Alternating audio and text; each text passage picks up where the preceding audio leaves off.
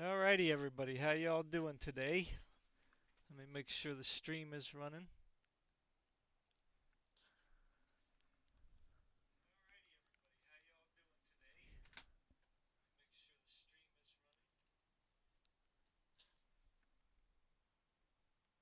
Alright, it sounds good to me. Let me know if you guys have any problems. I'll try to keep an eye on the chat. Um, you know, as best as I can here.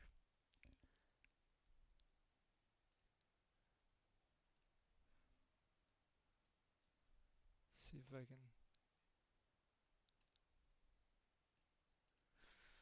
can. Um, alright, I think we're good. Um, Let me just make myself a little bigger here. Come on. Come on. Here we go. There I am with my Eagles hat. um, I haven't really been watching football though. Um, you can see my monitor set up there on the bottom. If you're wondering how I'm doing this, so it's getting a little warm up here. All right, so you can see by the title here, Shillin for Starfield. Looking at today's numbers for Uranus's 2023 Game of the Year. Um, and yes, that's I'm being facetious, but serious at the same time. So, why am I talking about Starfield again? And why are so many YouTubers talking about Starfield? Well, the problem is that there's still people on YouTube that are like putting out information that I think is skewed or inaccurate. Um, Now, of course, that's my opinion, and does it really matter in the grand scheme of things? I mean, whether Starfield does good or bad, is that really going to hurt me or help me in the long run? No, not really. Um, but it comes down to how these companies are developing games today. A lot of times, what we see, especially we notice this more and more over the past several years, where game developers are trying to push what were traditionally single player games or co op games into a live service, um, or into a microtransaction hell type service, right? So that's one problem. The other problem would be not finishing games before they're released, right? Like, it's okay if you're going to have like a bug here, a bug there, because you can't. It's hard to make a game 100% perfect for every single, um, you know, especially PC build, right? Consoles might be a little different um, because that's kind of like a set hardware. Um,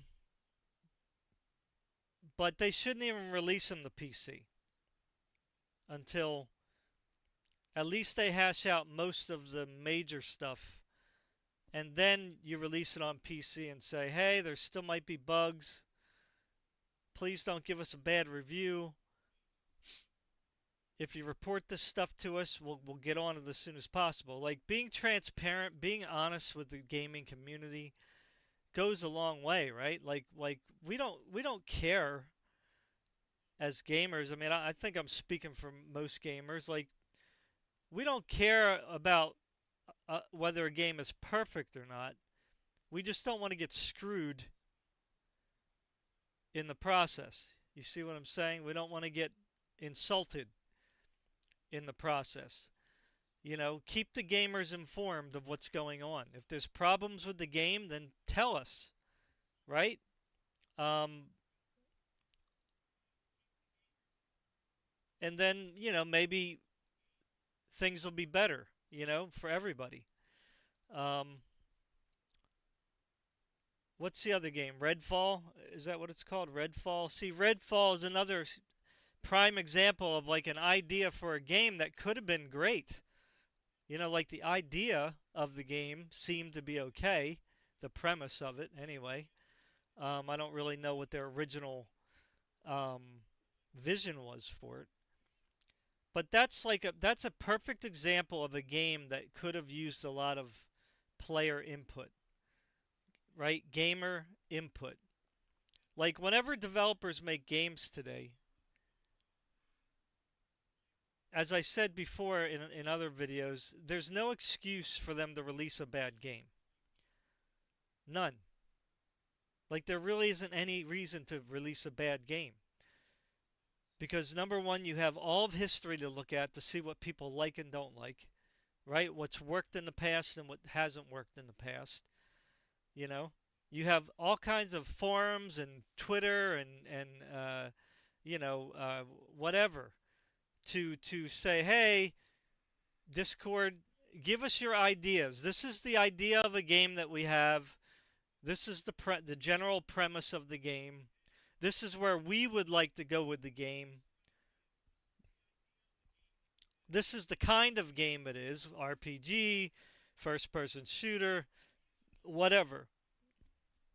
What would you like in this kind of a game? Like, what would you like to see? Right? And again, be transparent. Say, we're not going to be able to put every idea in, but we can get a general idea of what you guys like. Right? Because you gamers, you consumers, we love you. We love your money. So we want to make you happy. You see, but the companies don't even give like a respectable return of thanks, a respectable return of gratitude. You know what I'm saying? They just constantly insult, constantly insult. You know, like the new Spider-Man game that came out last year, you know, the newest one. You know, they put all that like unnecessary content in it that really had no place in Spider-Man. Right? You just want to play Spider-Man. You want to play superheroes and villains, you know? And that's it. That's what you want to do. You want to focus on those characters, any of like you know, any of the like supporting characters that normally were in there. But you know, all this other stuff, all adding this extra narrative of like, you know, oh, I miss my childhood days, you know, blah blah blah. Let's go to the high school. Oh, help the gay couple get together. You know, talk about you know social issues that really are not even a problem in society. You know, I mean, the media is just like totally like blowing everything out of proportion, just like they did in Yugoslavia, and that's why there was a genocide there. That was the media that did all that, right? They kept reporting, oh, this person did this and that person did that and these people did that and these people are bad. You know, it's like you just keep feeding like this negativity out there and and misinformation. You're labeling things something that it's not. You know what I'm saying? Um, and it just makes the world a worse place. And then you inject this into gaming and movies, you know, in franchises that people are just like want to get lost in, right? And just enjoy watching their favorite characters or watch their favorite adventure, you know, that kind of thing. It just they just spit in the face of the people who buy the games, the people who bought into the franchise. You know what I'm saying? You know, if you want to cater to a certain philosophy or ideology, well, that's your choice, right? That's why we have freedom, right? That's why freedom can never be taken away. Otherwise, it hurts everybody because it's going to trickle down to you, right? The one who's crying about wants to cancel everybody, the one who wants to push their ideas and agenda on everyone else, well, that's going to come back around and bite you. right? You're going to get canceled one day. You're going to be hated one day. You're going to be used up and abused because you're only good, right? While you're needed. Once you're not needed anymore, you're just like everybody else. This is how it always is in the past when it comes to these tyrannical ways of thinking, right? Only the elites up top, the rich people, the elites, the politicians, they're the ones who are really doing all this stuff to get to gain power. And everybody's buying into it. But I don't want to get into a political discussion here, right?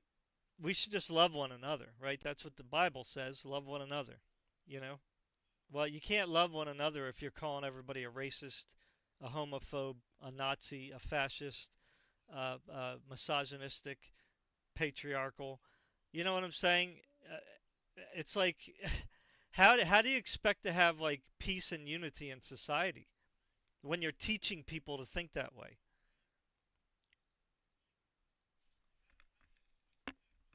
There's just no way. And even if you got rid of all the other people that you don't like, well, then who remains? You. You remain, right? And then who are you going to be calling names then? Well, you're going to be calling each other names because you have to have somebody to call names in order to keep yourself relevant, right? In order to keep this message going, you have to keep the hatred going, right? You got to keep the negativity going. Like Yugoslavia should have been a lesson to everybody, right? Of what not to do. And here we are in Europe, in America, in Canada, and South America, I guess, already got hit. Brazil. It's like the same kind of like hatred is being funneled into society to separate people, right? So that the elites can gain power. Anyway, back to companies, right? So companies need to respect gamers, right? They need to respect consumers, but they don't do that because they keep releasing unfinished stuff. They keep releasing stuff on PC that was made on console without really refining it first for PC. Um, they keep putting in these social messages that don't belong, right? Make a separate game. If you want to address social issues, then make make separate games. Start new IPs, new franchises, right? That deal with that stuff, right?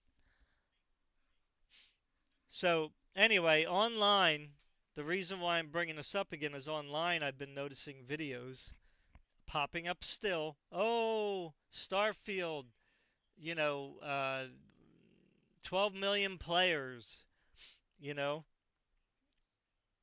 the most successful release from Bethesda ever, or whatever they keep saying, and these people keep saying, oh, I put 200 hours into the game, 300 hours, 500 hours. I don't even know how people can put that many hours into the game.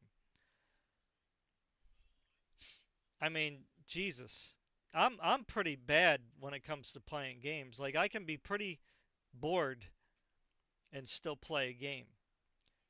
And sure, Starfield, you can shoot things and, you can kind of go through the main quests or whatever and all that. But it's like, why? It's like once I played it through like a decent amount, at least for me, I just started noticing a trend that this game is not going to get any better. Right? I like shooting, I like looting, right? But it's really it did not offer anything to keep me engaged. It didn't put anything out there for me to look forward to keep playing it, right? Like, people always bring up Skyrim, You know, it's not a perfect game, whatever, blah, blah, blah. I fix it with mods. So the basic game, though, itself was okay.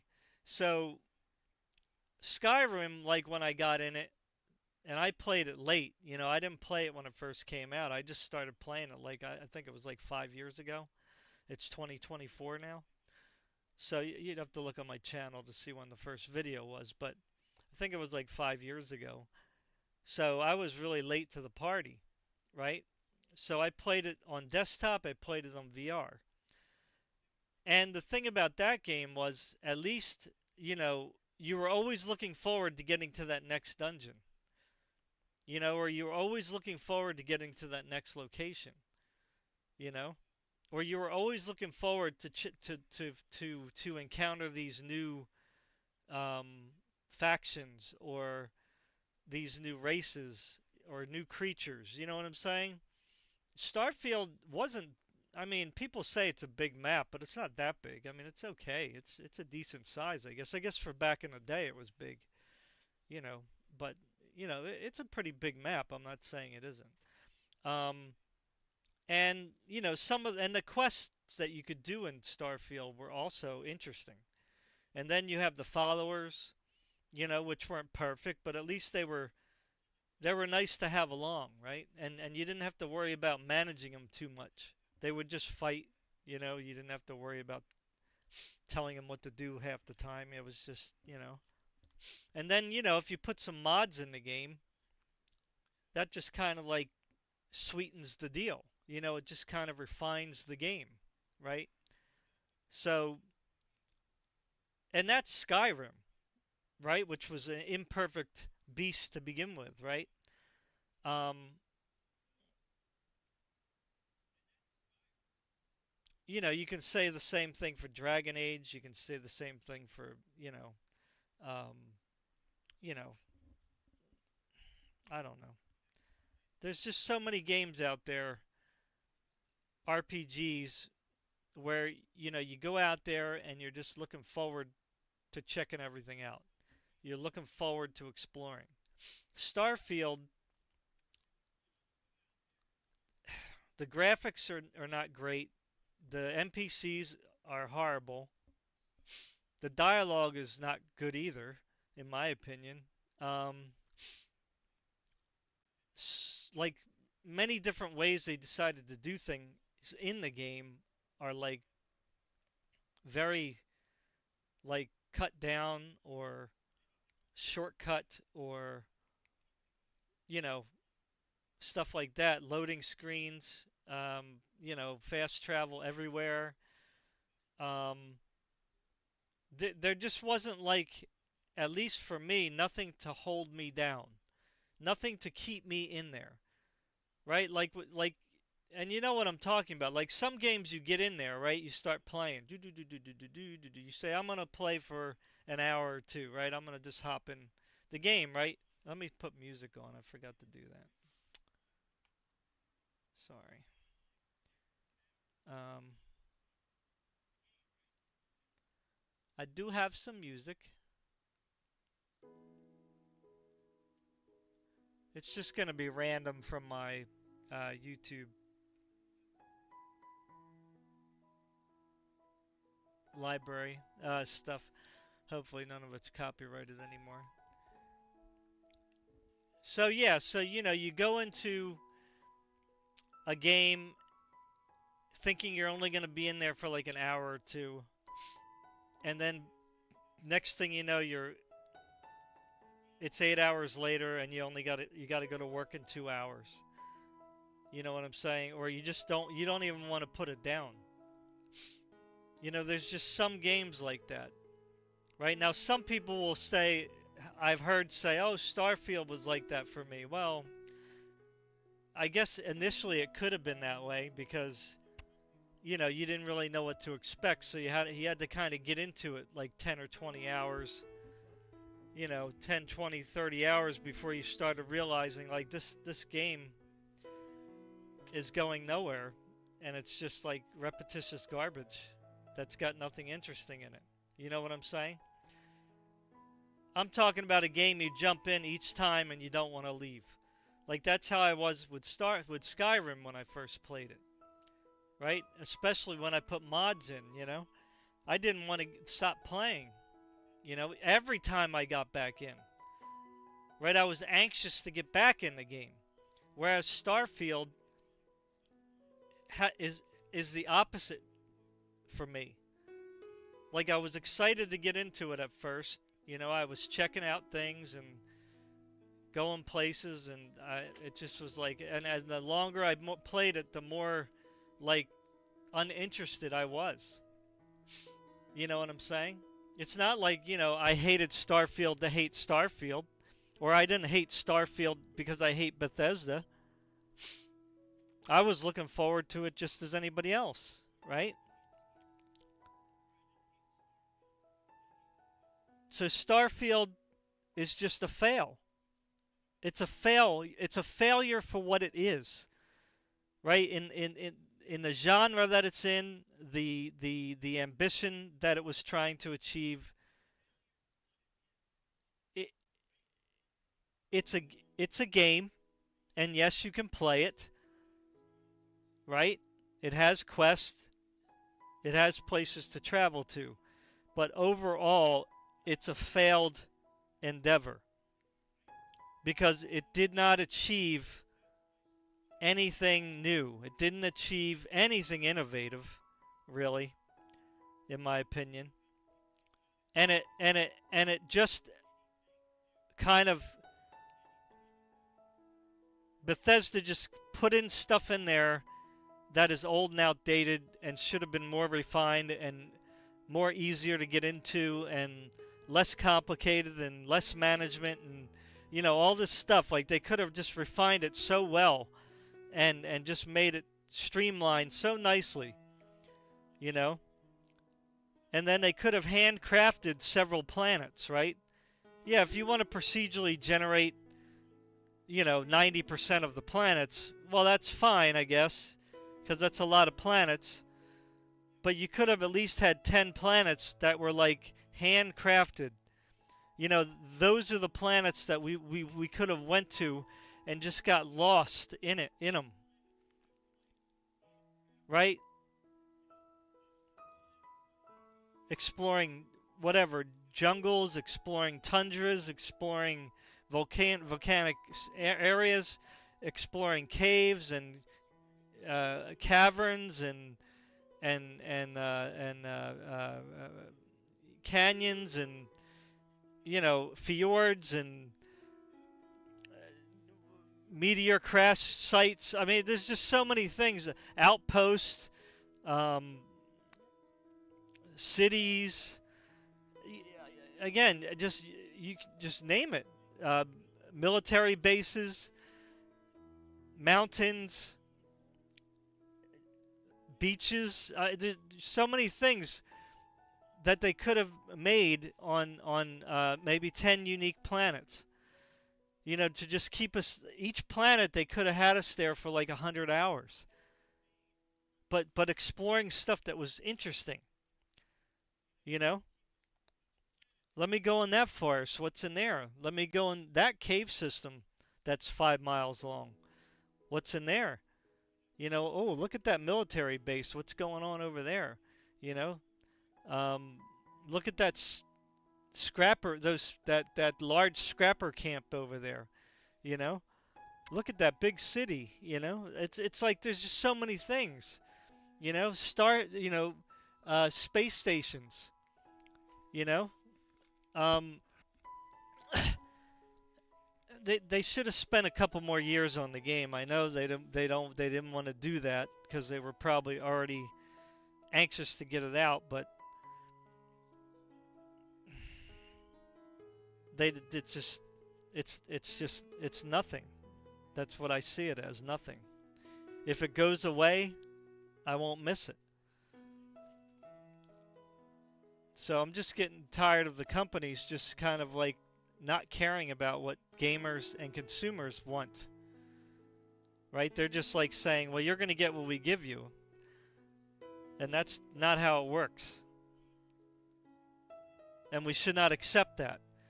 So people shilling for Starfield all the time, Oh, I gotta forgot to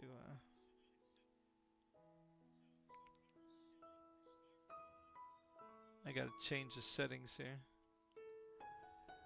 Sorry. So people have to stop shilling for Starfield, and they have to stop shilling for like the new Spider-Man, right? Because they're gonna keep making junk and put stuff in there that we do not want. You know what I'm saying? They're gonna keep releasing broken games. If people just keep pre-ordering and keep like, you know, accepting broken junk just because it's something they like, and it doesn't really matter. I mean, there's plenty of games that I like, you know, that came out crappy, you know, but you should not accept that. You know what I'm saying? You shouldn't accept it. Anyway, let's get started here. So, one thing I want to bring up here, like this is the numbers right now in Steam. 7,359 in game. Now I can refresh this and see if it changes. Okay, it went up a little. That's because people in Europe, you know, it's evening for them, you know. So there's going to be more. This is like the best time to probably check out the numbers. Because people in America are awake, people in Europe are awake, so that's pretty good. That's half the world, at least, right there. You know, later on will be, you know, the Asian market.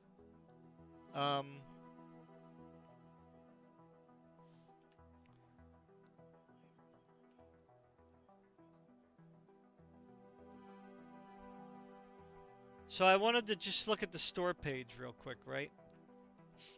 So the store page, see, this is another thing that people don't realize. So you can see here that the recent reviews are mostly negative, and the number went down from 8,000 something to 7,000 something, and the other reviews are mixed. Okay, but I want to show you something.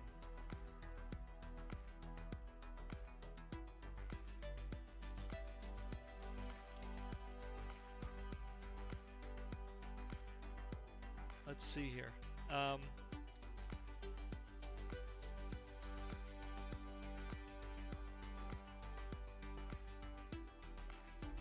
So here, check this out.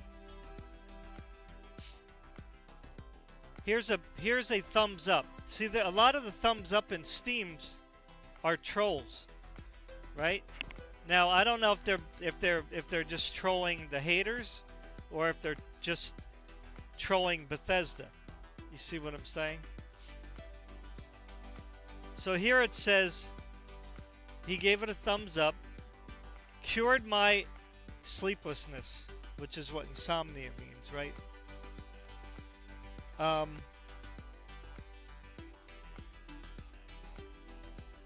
Anytime I can't sleep, I just play this game and it puts me right to bed. They gave it a thumbs up. Here's another one that gave it a thumbs up. This game has lots of loading screens, which makes me feel like I'm getting my money's worth out of my M.2 drive.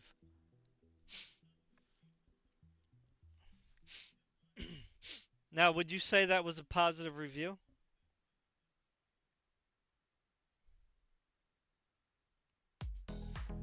You know what I'm saying?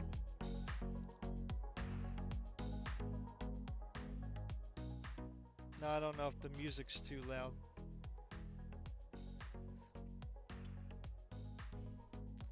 This guy gave it a thumbs down. Most innovative gameplay. Yeah, right.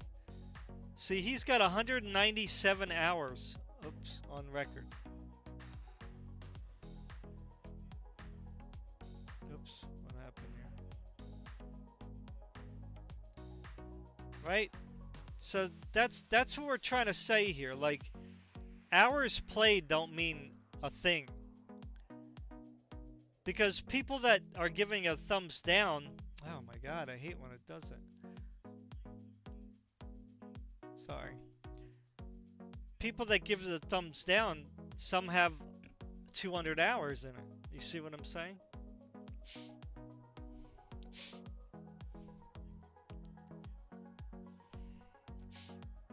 Alright, so if we look at the reviews,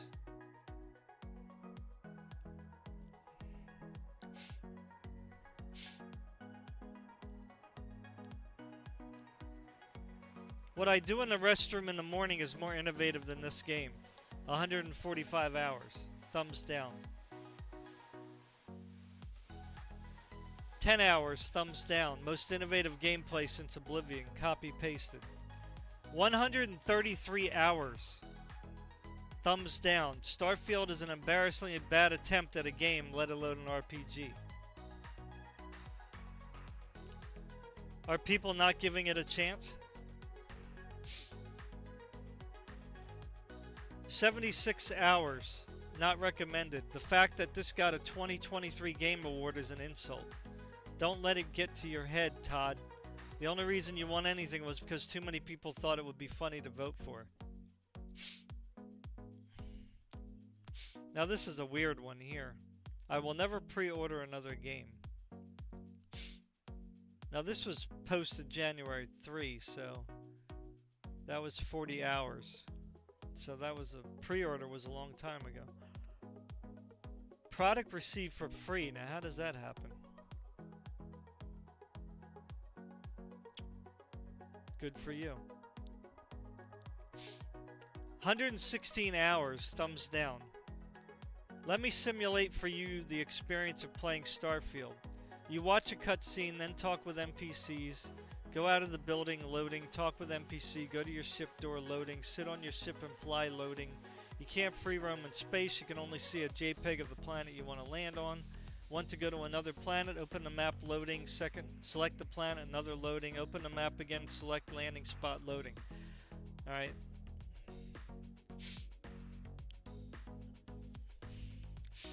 January 3rd, 20 hours. Most innovative gameplay is just another one of Todd's sweet little lies. So let's look at this. It's like all January 4, January 3, January 6, 3. Now see, what I'm trying to understand is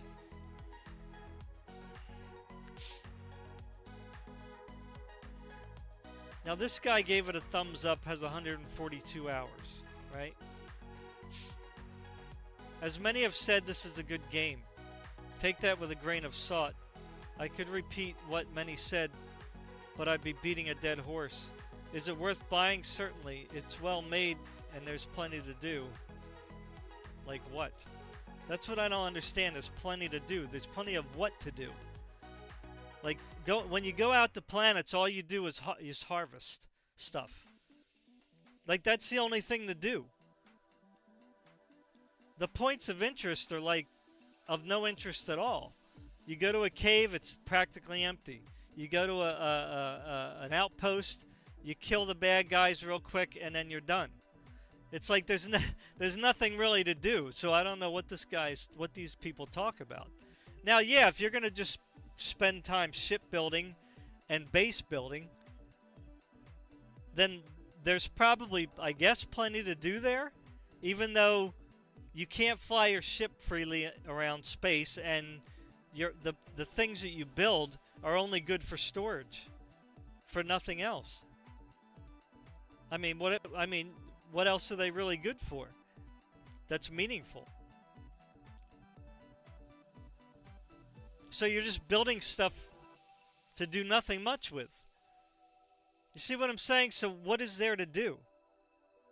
I don't understand. There's nothing good about the game. Like, compared to the thousands of other games out there, Starfield's at the bottom. That doesn't make it good. You know what I'm saying? It doesn't do anything new or interesting that any other game has done already. There it is again, the good shipbuilding. See what I'm saying?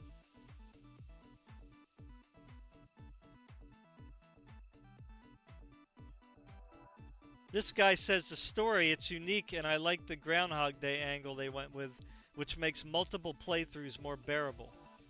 as you can do things differently each time. No, you can't. Like what?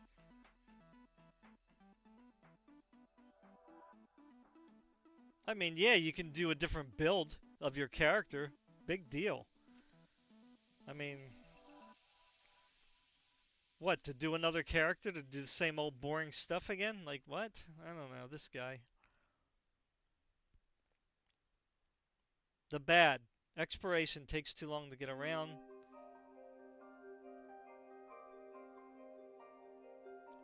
NPCs are not expressive. NPCs feel generic. Combat is a bit average. I mean, this right here, in the end, just those three things that he just said there. Like, it's like... I hate when it does that. This is the problem with the positive reviews. This right here automatically makes Starfield not a good game.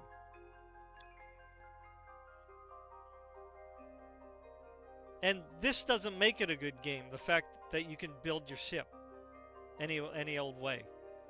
To, like I said, to do what with? Fight some bandits here and there? Like, oh wow, so exciting. You know what I'm saying? There's like nothing to really pull anybody in. So this review, I would say this thumbs up is a very like weak one. Like at the very best, at least what I'm reading here, I would give it a 5 out of 10. You know, extremely average. 67 hours. Starfield won most innovative game. Really? This has to be a joke. This is one of the worst Bethesda games I ever played. I wasn't going to review it, but boy, Bethesda bragging about getting an award just made me lose my mind. See what I'm saying? 120 hours.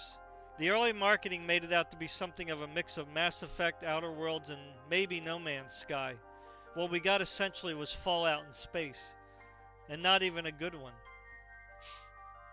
1.3 hours. This guy didn't even make it to the 2-hour point. He may or may not have refunded, it doesn't say. 1.1 hours. This guy didn't even make it to 2. Refunding this game was the best idea I ever had. $70 for an AI-generated barren wasteland is a waste of money no matter how you put it. I love the Steam refund policy, as Todd Howard once said. It said it just works. So this guy probably, after hearing everything online, rushed, you know what I mean? Because you can kind of hurry up. You know, you can get through all the talking real quick and then go out and travel as soon as possible. You know what I'm saying? So they probably went out, saw all they had to see, and that's it, right? You don't need to play it for 30 hours. Like, right from the beginning, the game, like, even me, dummy, when I was in the cave in the beginning, I'm like, okay, what am I doing here? Right? And then I was like, well, maybe something exciting is going to happen here. You know, maybe we're going to be doing some drilling or something, and I don't know, we're going to hit an underground water stream, and it's going to start flooding in, and we have to get out as quick as possible or save people, or maybe there's going to be a cave collapse and we have to kind of dig our way out, or find our way out in the dark, or maybe there's some creatures that are going to be like we're going to discover down here that are going to attack us all of a sudden, maybe a little horror scene, you know what I mean? Like, that's what I was thinking when I first started out in that cave. Now, you might be saying to me, well, why did you think that? Why would you assume anything? Because the game was hyped up by Bethesda, by Todd Howard, by Microsoft. Right? By all the shills. So, if a game is going to grab you, then it needs to grab you right from the beginning. Now, does that have to be 100% of the games out there? No. But man, if you're going to hype up a game, then you better start it off with a bang, as far as I'm concerned. You know what I'm saying? And man, it's just like when I was trying to figure out what to do once he got to that relic spot, and then I was like, oh, you just want me to like click on it or examine it or whatever. And then like I went into the whirly thing, and then I wake up in the lab or whatever it was, the infirmary. And then we went to that planet and talked to the black guy. Like, I was like, oh my god. And then when I got to the Mars city, and you had to go get that special, whatever it was, antique relic or whatever it was, I forget what it's called now. You had to go to that cave, right? So that was the second time I gave it a chance. You know, because up until then, everything was kind of just like, you know. I was just kind of playing, but wasn't really that excited about what it was giving me. So I was like, this is it, the cave. We're going to go to the cave, get this thing, whatever it was called, the Eye of Mars or something. I don't know, I can't think of it now. But it was that Mars relic thing.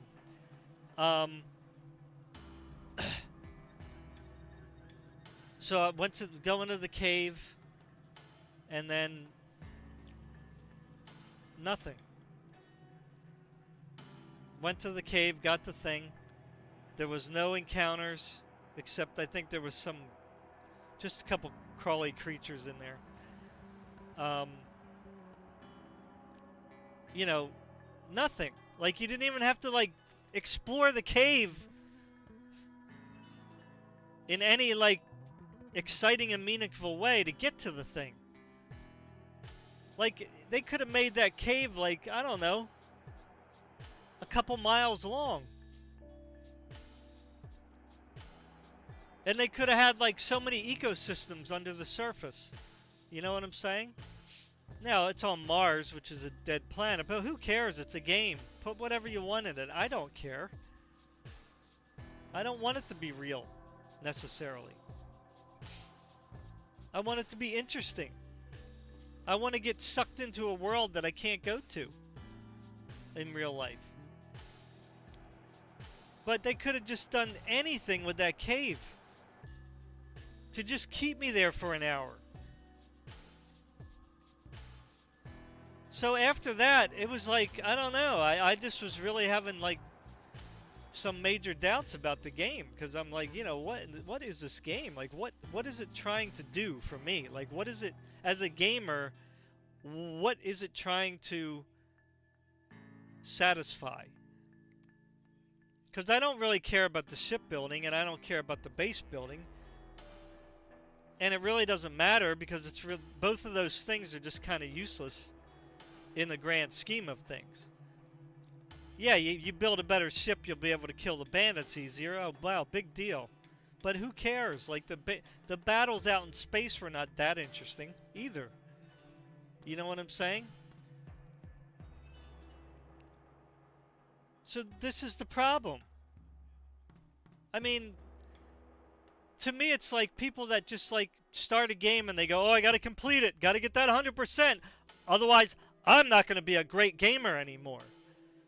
You know, I got to get all the achievements. And then I can post it on my Steam page and everybody could see, I got 100%. I'm a completionist. Woo-hoo-hoo-hoo. Ooh-hoo-hoo-hoo. I'm a completionist, yeah. I'm a steamer. I'm a steamer completionist, yeah.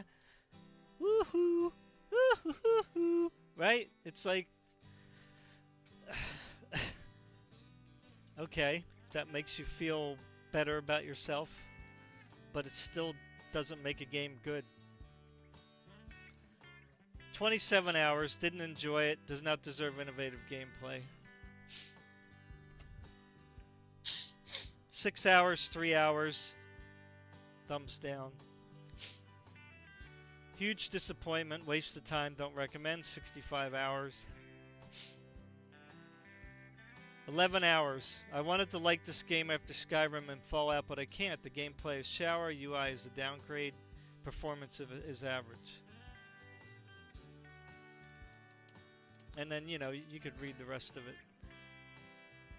Right, but see, this is what I'm saying. Some people were saying, well, you got to play it for 30 hours, 40 hours, 50 hours, it gets good. It's like, if a game has to take 50 hours to finally get you interested in something, then that is a fail. That is not a good game.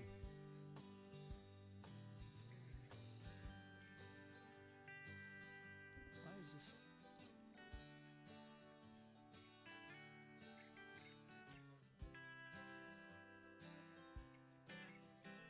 You know what I'm saying? That's a fail. I mean, it's 50 hours. That is a long time. You know what I'm saying? I mean, I know that there's lots of games today that you can play for, you know, hundreds of hours, you know. RPGs for sure, you know.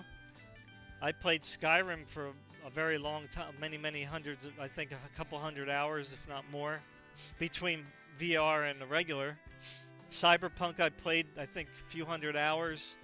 My dinosaur game I played a few hundred hours, a couple thousand hours actually, 1 or 2,000.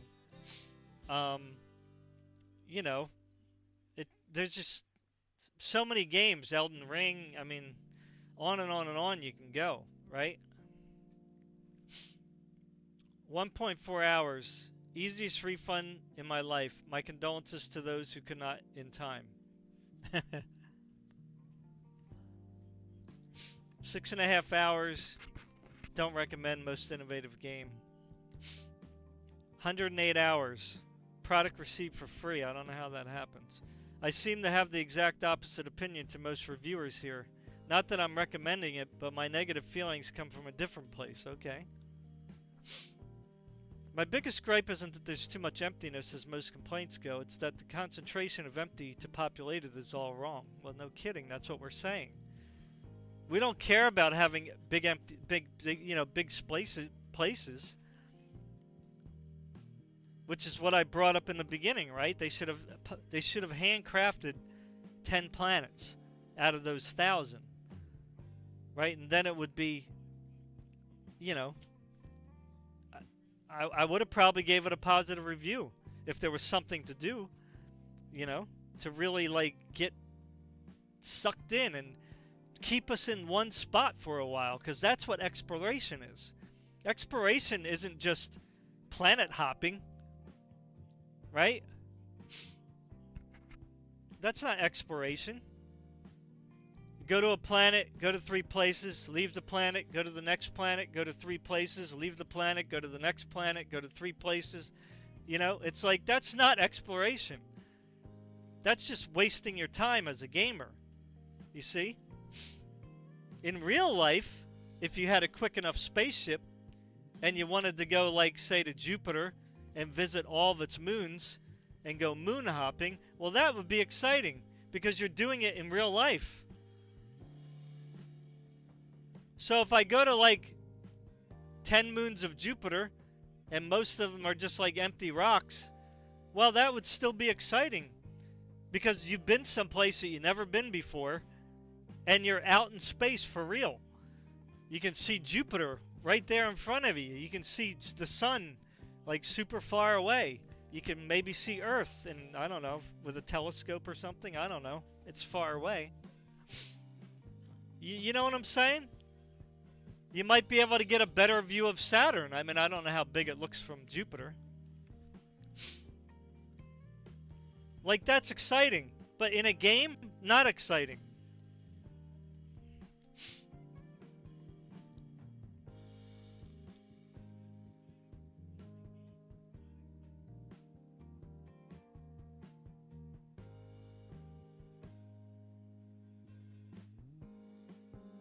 So the same Bethesda formula has been applied to Starfield, but the universe doesn't make any sense. I can land pretty much anywhere on a planet with no major settlements and find base after base of various factions populating hideouts and facilities. There are planets out there with alien structures and floating rocks galore, and yet almost zero research seems to be going into these outside constellations. Who also seemed uninterested till I showed up. Yeah, so I mean, whatever. He's basically he does have the complaints we have. Like I don't understand what he's talking about here. He has the same complaints that the people who don't like the game are having. He's not in a different camp. Right? But just because a couple things are done right in the game and all the rest are dumb or don't make sense or are like uninteresting or time wasters, that doesn't make it a good game just because there's some good things in it. Right? Like you can't say Starfield's a good game because you can ship build and base build. Right? But that's what some people are giving it positive reviews about. Oh, I like building ships and building my bases and, you know, whatever, visiting the planets. Like, okay, whew, glad you don't need much to satisfy.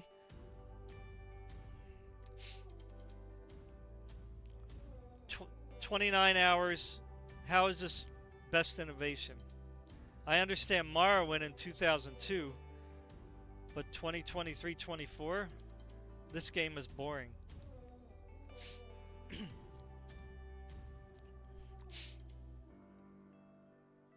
104 hours. Again, these are all newer reviews. The ironic votes weren't worth another genuinely innovative game losing the spotlight to this trash. I can't believe I bought Starfield before Baldur's Gate 3. I will never forgive Todd. You see? So, it's true. Starfield got most innovative game when there's probably plenty of games out there that could have won that award easily. Justifiably. 16 hours most uninnovative game of 2010 to 2023. Just download some sci-fi mods to Skyrim or do yourself a favor and go play Phantom Liberty. Yep. 34 hours. Ah yes, most innovative gameplay. I mean, it's Skyrim but in space. Giving a game a free award show. Giving a game a free award shows cooperate.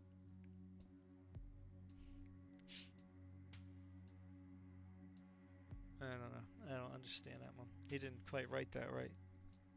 3.5. Boring and uninspired. Using a formula that has been well outdated for 15 years. Not a good RPG, not a good shooter, not a good space game. Now, this guy, people will say, well, how can he rate any of these aspects only playing 3.5 hours? Well, again, it has to do with sucking you in. Right? A game at the onset has to encapsulate you, caress you, intrigue you, inspire you, encourage you, excite you. Right? It has to move you, right, in a direction where you want to go deeper into it, right? Where you're going, wow, okay. All right, this is good. I'm liking what I see so far. I'm getting into it. It's pulling me in. Starfield does the opposite. It starts out horribly, and then it tries to get you into things, and it's just like, it's like you're racing somebody. You trip on the ground. Right, and then you race into a building. Then you get up again, and you're going da da da da da da, and then now you got to run down some stairs, and you're trying to beat the other guy, and then you end up tripping and falling down the stairs and breaking your leg. And then you get up to try to finish the race, and you're just like crawling, you're dragging yourself along the ground with a broken leg. Like, that's Starfield. Like, that's the experience that it gives most people, I think. Again, the positive reviews, I think they're number one from Bethesda and Microsoft employees. I think a lot of those reviews are. A lot of them are shills, people who receive games for free from these companies. So they will never, they will never give a game a bad review as long as they keep getting games for free. You know what I'm saying? This is why I don't like that. Give everybody games for free. Don't randomly pick people from YouTube. I mean, yeah, of course they're giving the keys away because they have big audiences or whatever, right? But that's not how it should be. You should give them keys and then you should randomly give other people keys. That would be transparent. 121 hours. Gameplay is opposite of innovative, unimaginative. Nothing innovative here. 146 hours. Right? So they can't say these people didn't give it a try.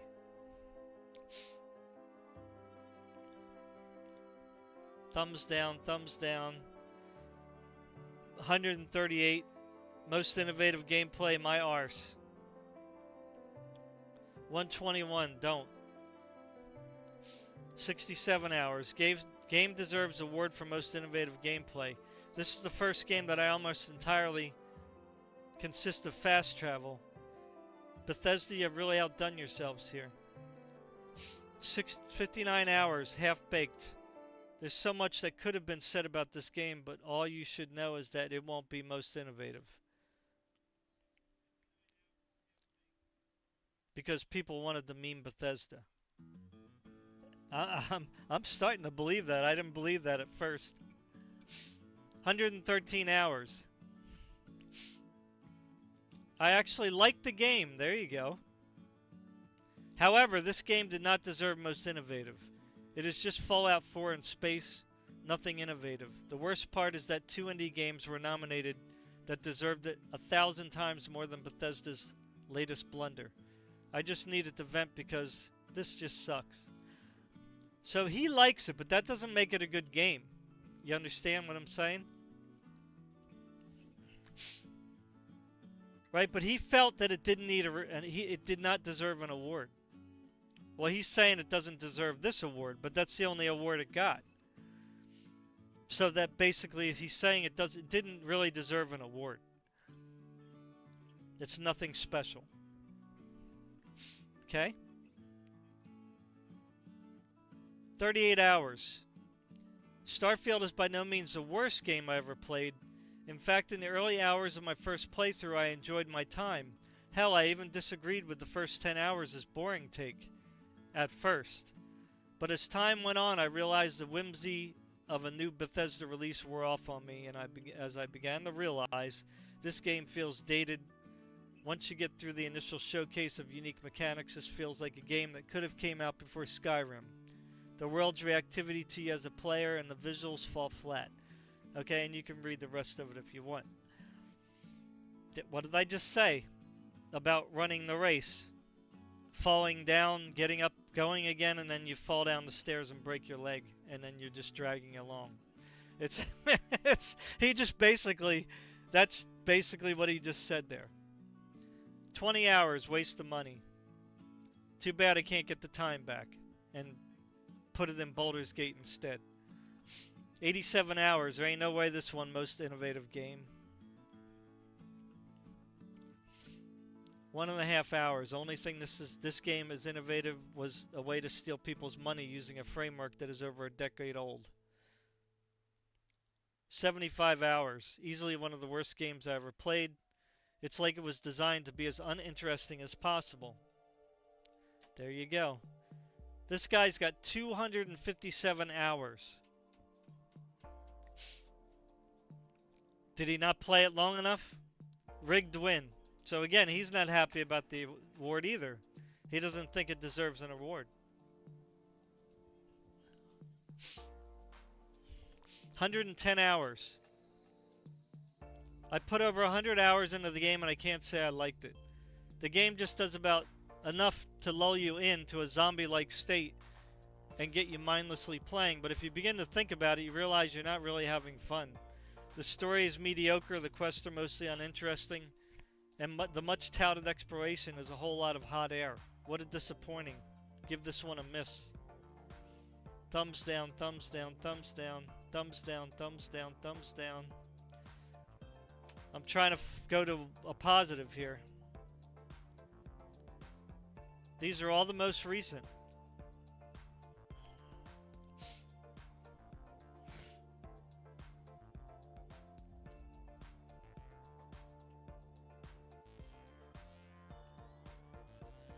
There we go. Whew.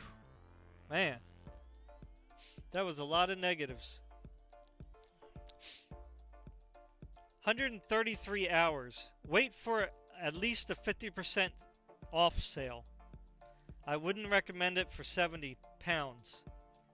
Or euros, whatever that is. Pounds, euros. I got it for free with my new GPU. Oh, there you go. See this junk? See, that's the other thing, too. Some of these people got this free. When they bought their GPU, when they bought their processor, AMD processor. I wasn't even thinking about that before. So those people didn't invest any money. You see what I'm saying? So they're more likely to give it a positive review, even if it was like mediocre for them. Whereas if somebody paid $70 for the game and had a mediocre time or less, they would have probably gave it a negative review. But see, this guy is saying that it's not great.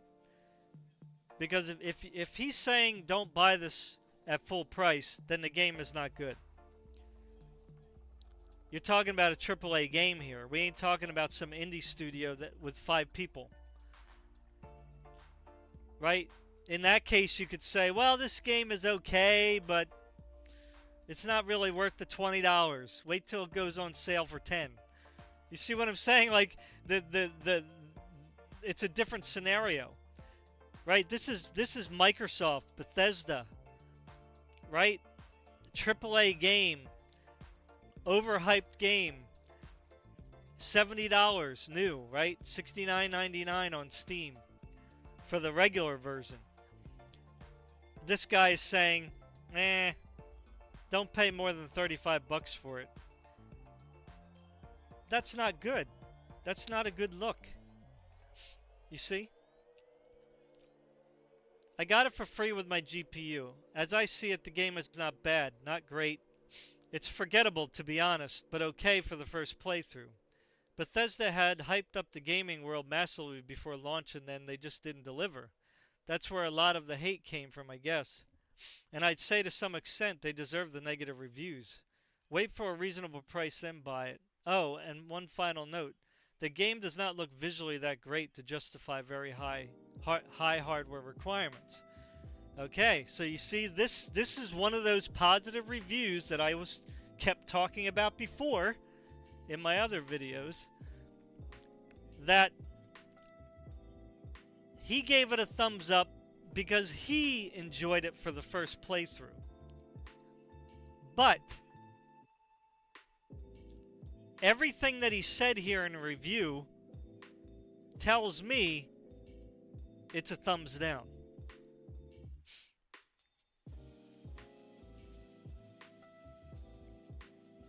Because when you say it's okay-ish, it's forgettable to be honest, but okay-ish for a first playthrough, then that means you're just basically saying it's just something to play.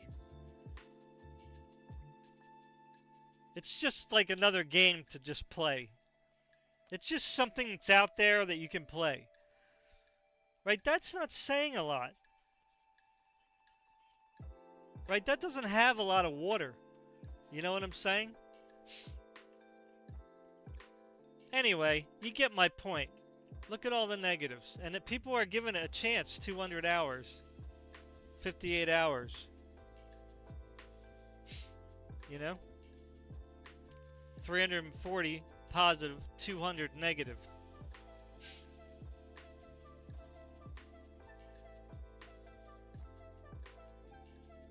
See, this is another one that gives it a thumbs up,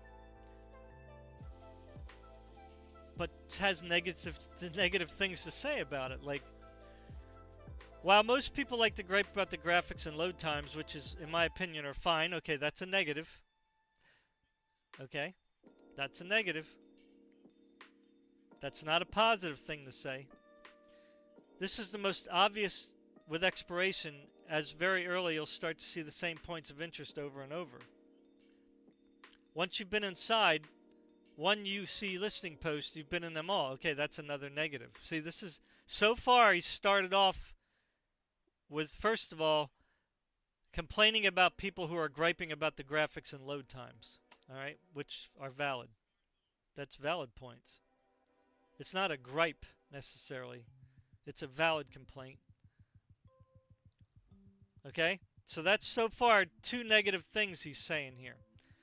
Even when encountering different types of structures, you're faced with extremely similar enemy groups. Spacers, pirates, mercenaries, zealots. They're not really all that different. And this repetition exists right there in the main quest with the repetitive loop of the artifact and temple collecting. So far, this whole thing is negative. And really, it's a tremendous shame, as the real content in the game is actually pretty good. Like, what real content? Especially the unique main quest missions like Entangled. Okay, so he's saying some of the quest lines he liked. There's also way more content in the game than you realize, as a large amount of it won't appear until you go through at least one new game plus. Yeah, well, forget that. I mean, that's what everybody keeps saying. That there's way more content if you just play through the game once. Well, it's like, all right, so this is what kills me, right? Like, Starfield is not meant to be played like Cyberpunk. Right? It's not meant to be played like a single-player game. Now, what do I mean by that?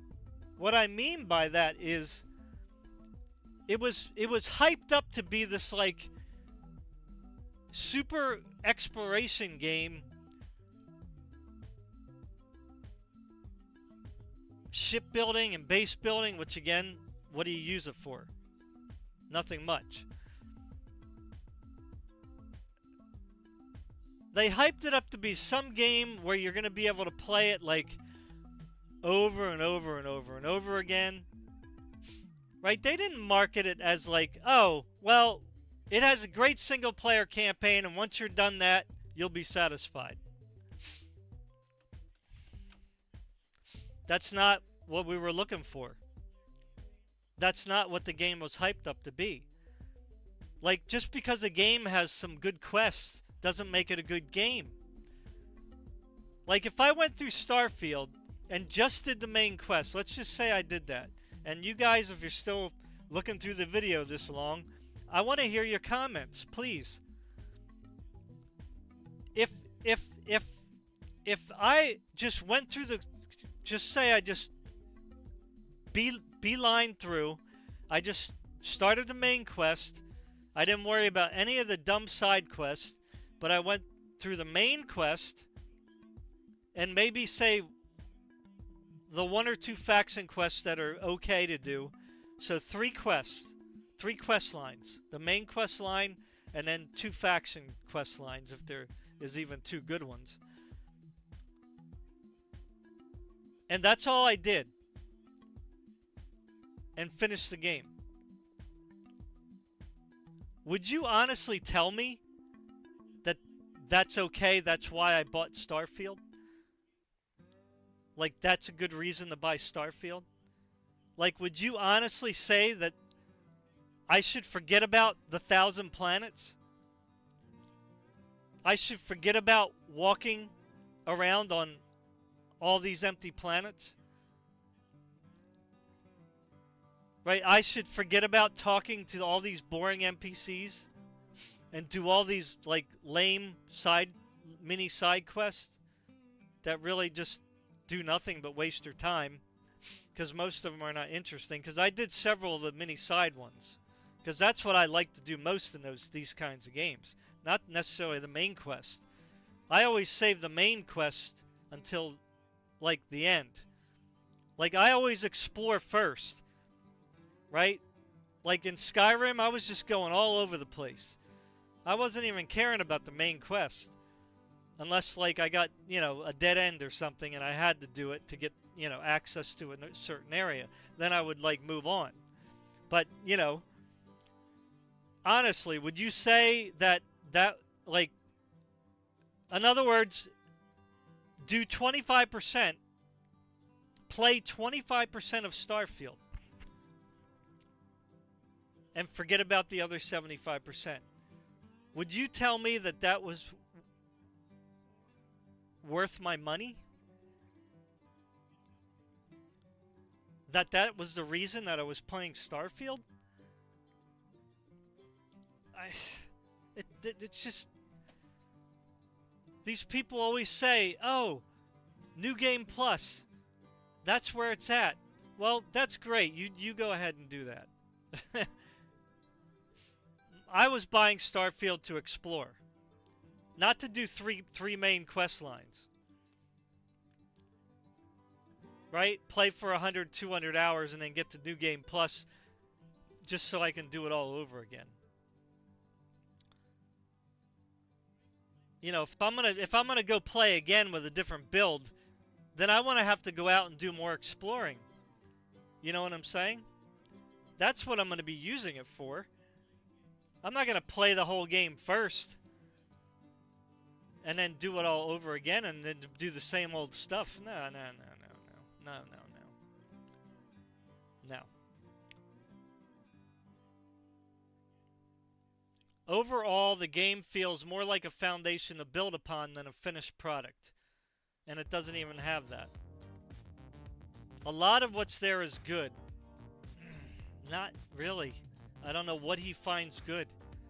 But it's the repetition that brings it down. No, the repetition is not necessarily a problem. You know how many times people played Skyrim? Somebody just said they even played the Dragon Age games several times.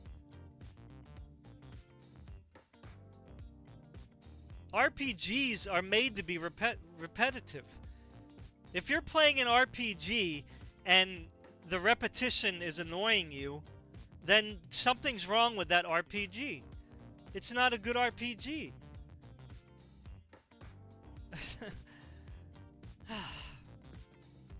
Yet, I still have a good time as I love customizing my ship. There you go. See, this is another person that just is like anal about shipbuilding and base building. Like, oh my god, I can build my own ship, and Starfield's great. But so far, the majority of what he said here was negative. So he's just giving it a thumbs up because of his unique mindset. Niche mindset, by the way. Niche mindset about what he likes in Starfield. Because most of what Starfield has is not good if you compare it to other games.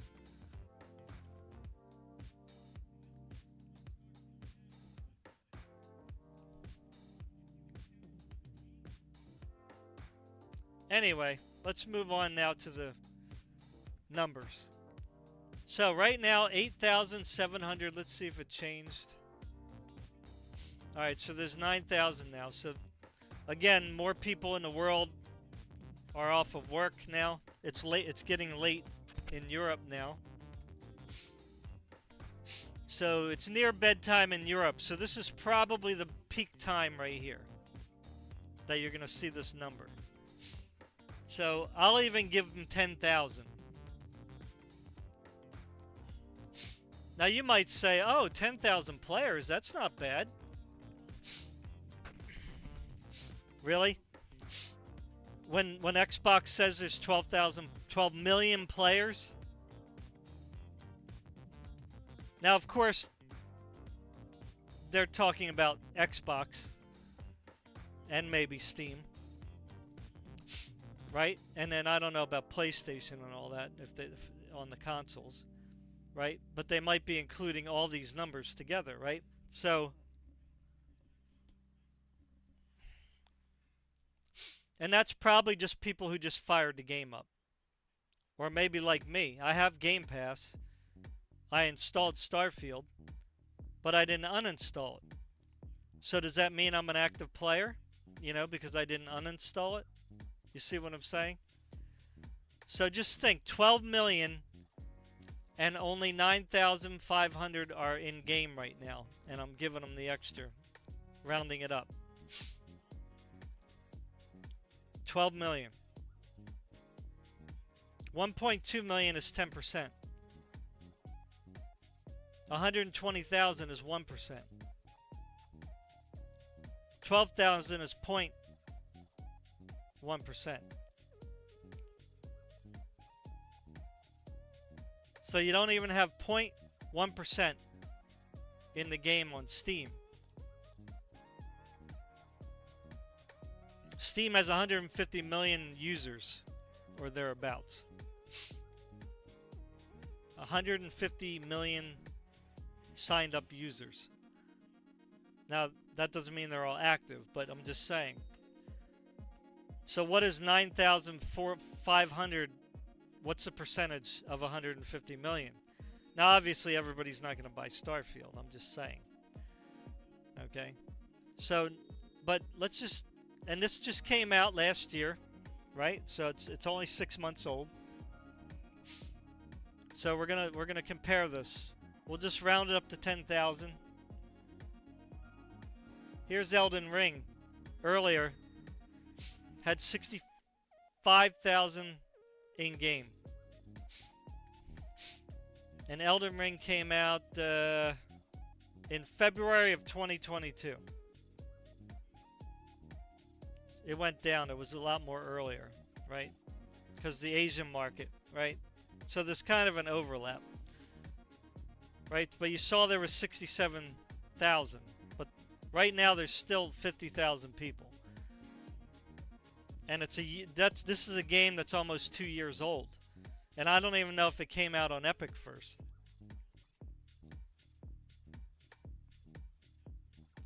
Here's Dark Souls 3. How long ago did that game come out? It had 5,500 players earlier. Starfield just came out 6 months ago. Let me refresh Elden Ring. Alright, so it's went down a little bit. But we'll round it up just like we did to Starfield. So 5,500 versus 9,500 there, see? And when did Dark Souls come out? 2016 in Steam. Okay? 8 years ago? 8 years ago. A game that's 8 years old on Steam.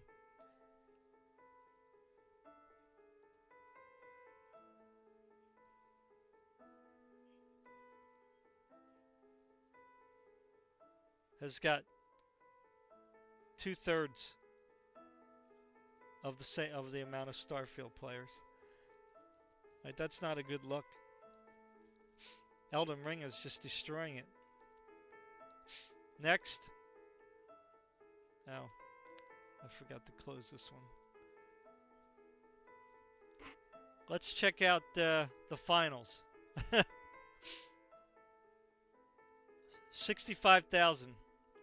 So 66,000 players. Of course, that's a PvP game. Very repetitive. Starfield's repetitive, but doesn't seem to keep interest. Elden Ring is repetitive. Still has 50,000 players after 2 years. You see? The finals. When did that come out? Like 6 months ago too? Oh, well, I guess it was in beta. It came out December 7th.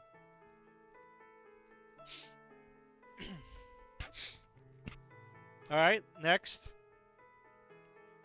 Ghost Recon Breakpoint. 4,120. Now this has a single player aspect to it.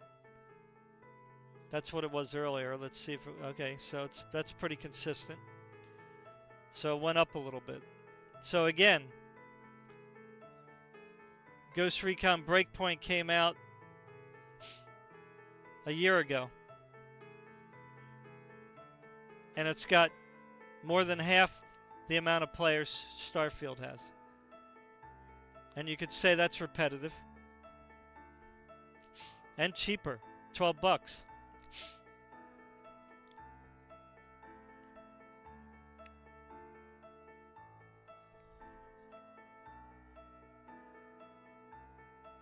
Phantasy Star Online 2.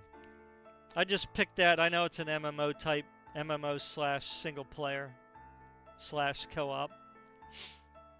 But it's a popular game. It's been out for a while. Earlier it had 2,300 players. So this came out in 2020 of August. So, you know, 3.5 years ago. It's got 2,000 players. So it's got 1/4 the amount of players Starfield has. And it came out almost 4 years ago. Baldur's Gate had 140,000 people playing it earlier. Let's bring that up here.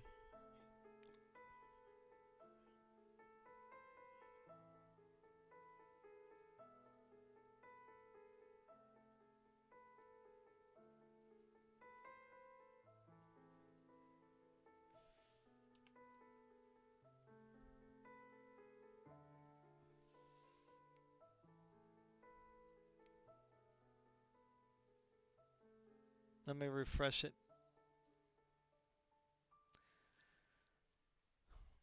Starfield. This came out a month earlier. 1 month earlier than Starfield.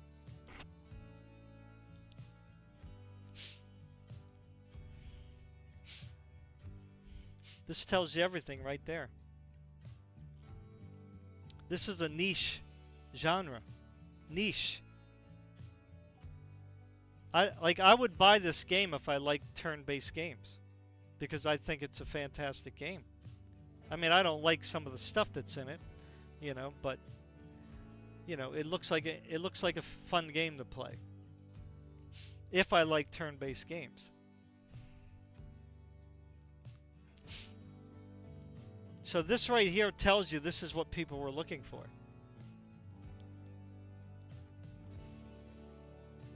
This tells you this is what people weren't looking for. Okay? Now, if there's 151,000 players on Steam, imagine how many are on the consoles playing right now. Or Epic Game Store, if it's there. Right? Or GOG, if it's there. I don't know where it is.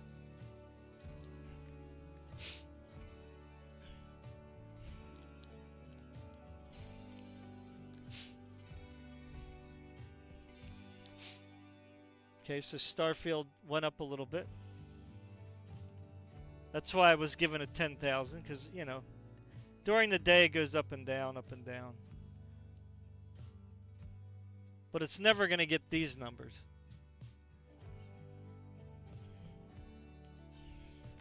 See, this is a game people play, and they don't want to stop playing. This is a game that people are excited to get back into. This game is not. This is a game that you get into, and you play it for a few hours, maybe even try to play it 10 hours on a weekend or something. You put it down, and then you go play some other games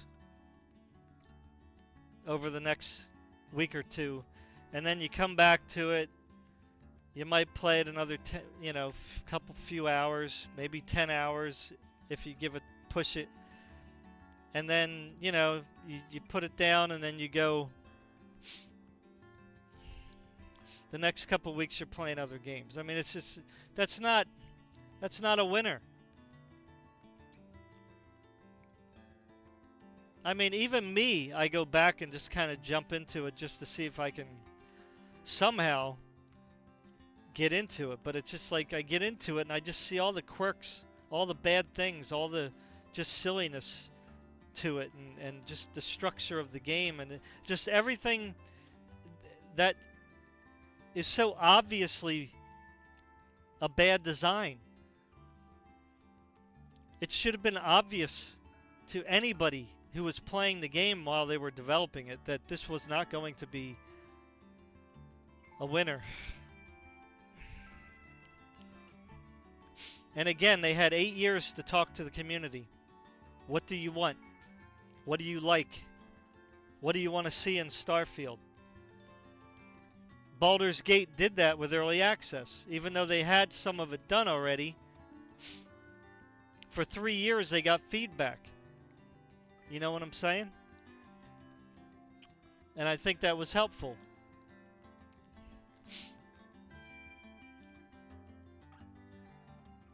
There you go. Went up 153,000.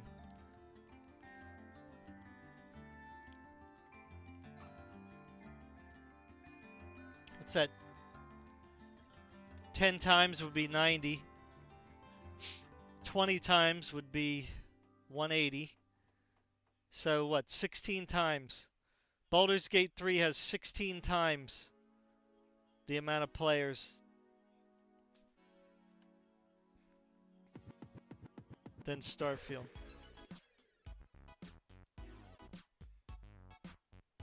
You know?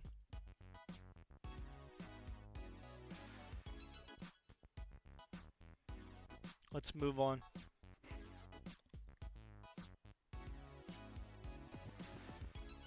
Grand Theft Auto.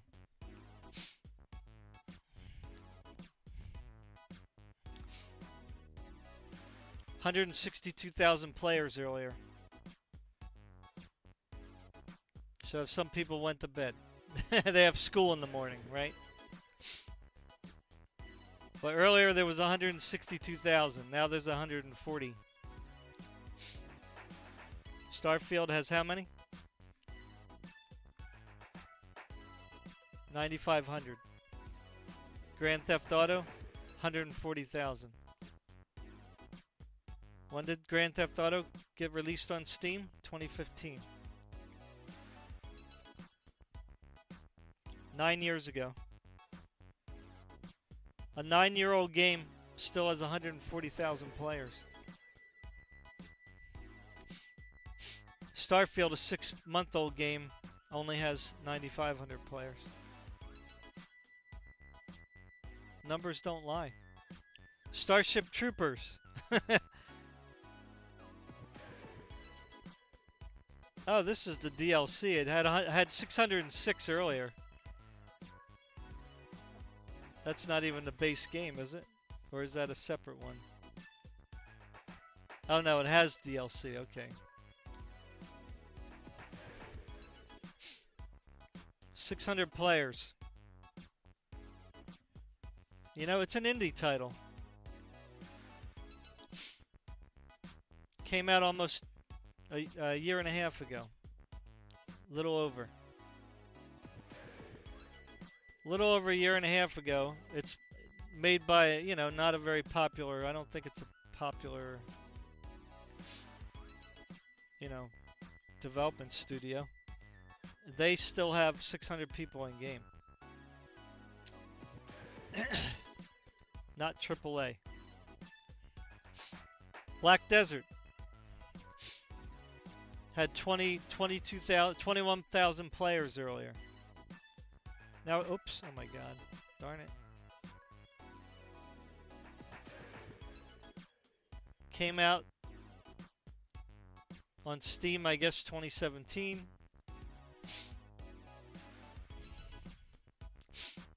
So what's that, 6 years ago? Almost 7.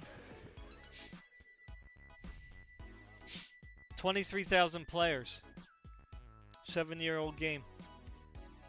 Starfield, 6-month game. 6-month-old, 95.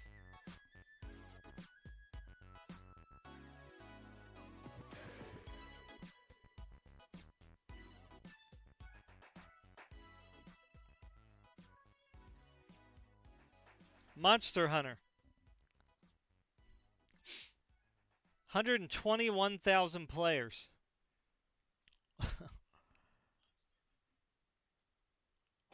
121,000 players.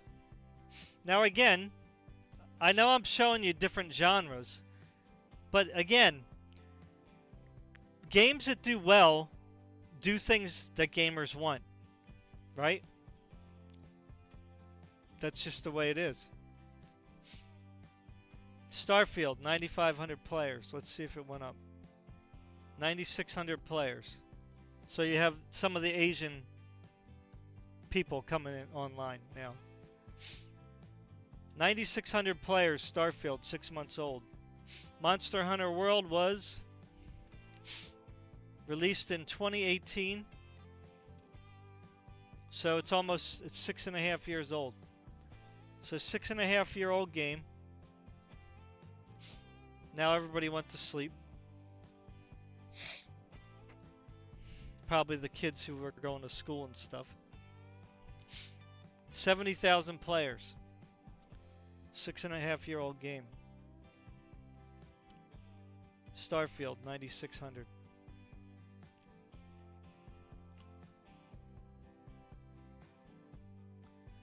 Skyrim, 18,000 players earlier.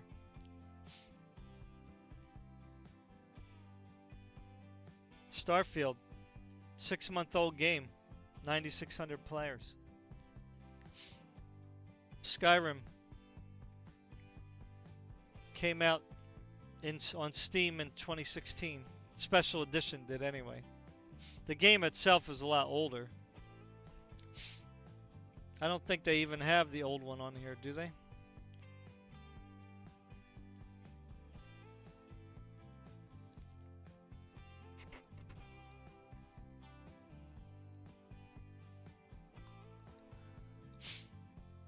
No, they don't have the original anymore. Let's see what Skyrim VR. Skyrim VR has 301, which is pretty good for VR.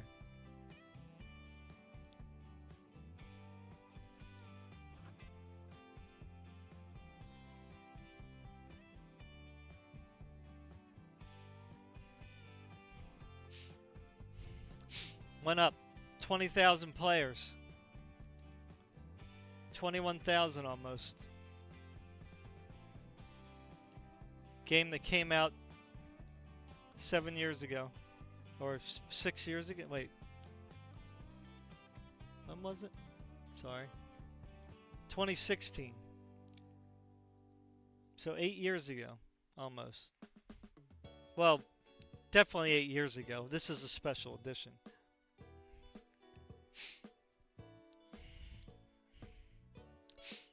Starfield came out 6 months ago. Only 9,600. Skyrim's got double the amount of players.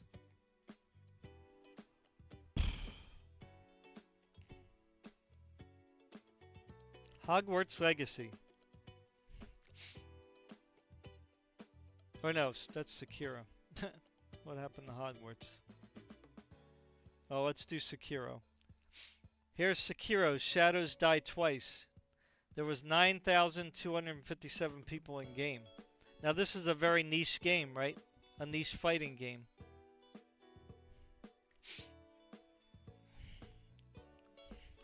It's Dark Souls-like. Everybody doesn't really play those games.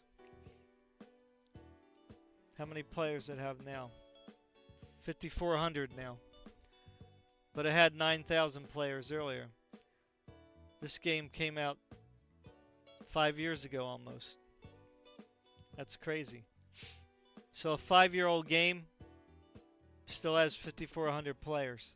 It actually had 9,000 earlier. 6-month-old game, 9,600.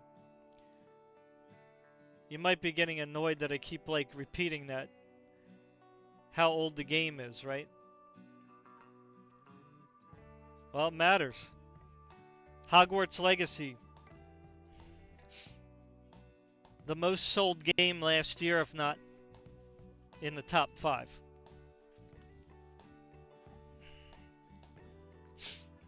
The one that didn't receive any awards.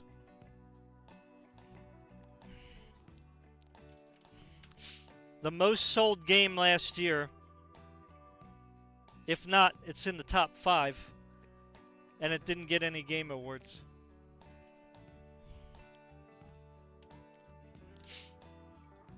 Now, when did this come out? Almost a year ago. 11 months ago. 11 months ago, there's almost 20,000 players. 11 months ago, almost 20,000 players. Starfield 6 months ago, only 9,600 players. So Hogwarts.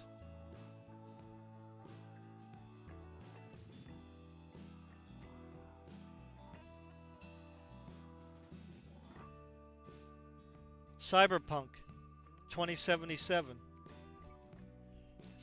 Earlier it had 43,000 players.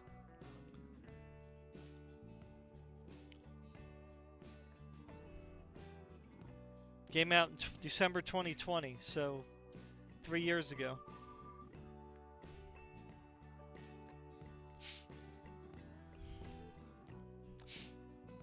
Went down a little bit because it's getting later. So 39,000 players, 3-year-old game. 6-month-old game. Only 9,600 players.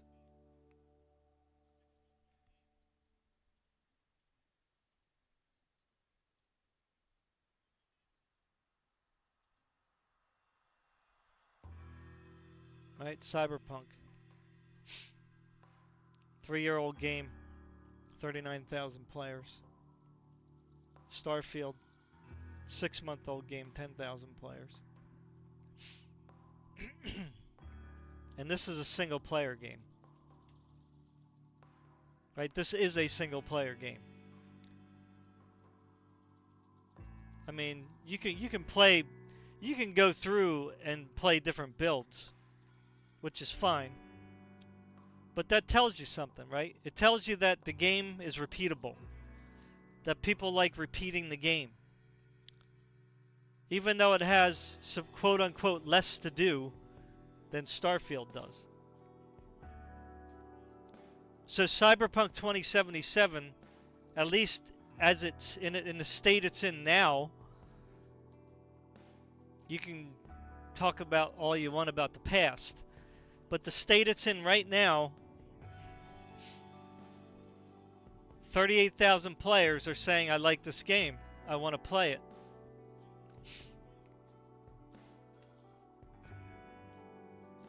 Starfield, there's only 10,000 players that are saying, I want to be in this game right now. And we don't even know if they're Bethesda and Xbox employees. Because now we know that numbers have been fudged, things have been overhyped, lies have been told. See, CD Projekt Red ain't going to worry about fudging numbers, necessarily. Right, they're working on a new Witcher game, they're working on a new Cyberpunk game. They already have their two visions in tangible states right now. Right? Along with making improvements to Cyberpunk. That's what their mind has been on. Creating a game that people want to play. Unfortunately, they got woke infection recently, but that's another story. Path of Exile. Yes, I know it's a top-down, but who cares? Who cares? This is a game that's very repetitious. You can play through it, get to the end, Start another character, play through it again. Start another character, play through it again. You can even play the same kind of a character and have different builds, right? Several different builds for each type of character, right? Earlier there was 57,000 or 50, let's say 58,000 players playing Path of Exile. Starfield, there's only 10,000. So 58,000 people say that the repetition in Path of Exile is something I enjoy. But only 10,000 Starfield players say that about Starfield. And that doesn't even necessarily mean repetition, because they might have just started the game. So let's go to the store page. When did Path of Exile came out? Whoa, 2013. Wow. So this is an over 10-year-old game. Path of Exile, 10 years old. 68,000 players. It went up. 10-year-old game, Path of Exile, 68,000 players. 6-month-old game, Starfield, 9,600 players. Yeah, the numbers tell it all. I mean,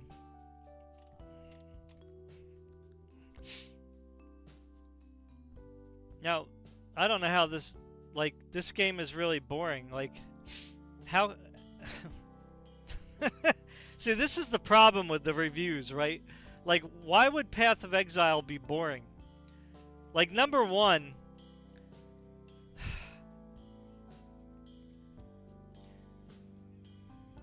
anybody who plays these games usually know what they're getting into.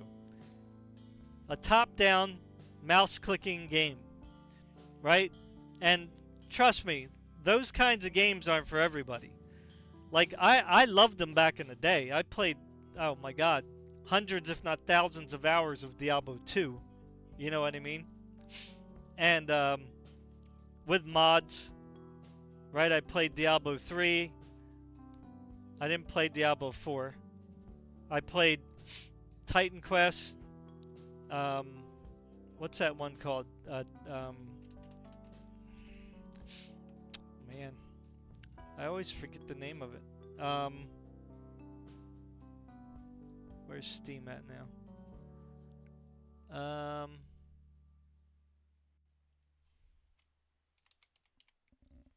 Grim Dawn, that's it, Grim Dawn. Yeah. I played Grim Dawn, you know, and some other ones. So, you know, when you play this kind of a game, it's like you know what you're getting into. And I can tell you for sure, and I know that the majority of people who like these kinds of games will probably agree with me, that all the games that I just mentioned, they will say, the majority of them will say that they liked all those games. Right? They liked Titan Quest if they played it. They liked the Diablo games if they played them. They liked Path of Exile, you know, Grim Dawn.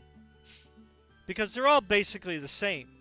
Like, there's really nothing... I mean, they have their little variations of things. But you either like those games or you hate those games. Like, there's no middle. There isn't, like... Because point and click is not exactly the most exciting. Like, even for me, and I love them. You know? That's why I don't play them as much anymore. Because, well, number one, it hurts my wrist. You know, I'm getting older, so the clicking all the time is not great for my wrist. But anyway, so yeah, there's going to be some negative reviews because people are getting into the game, playing it, and they don't know what they're getting into. But I'm not trying to defend it. Doesn't matter. You can read the reviews and make your own decision. But nonetheless, 10-year-old game, 68,000 players. Starfield, 6-month-old game, 9,600 players. Borderlands. There was 4,500 players in it earlier. Borderlands 3 came out in 2020. So it's almost 3 years old. And you could say that the game's kind of repetitive, although I like Borderlands 2 better, I think. But whatever. 4,000 players. 3-year-old game. Starfield, 6-month-old game, 9,600 players. Let's see if it went up. Ooh, went up by 100. Yeah. Horizon Zero Dawn had 3,700 players earlier. This came out on Steam in 2020. So it's like 3 years old, might as well say.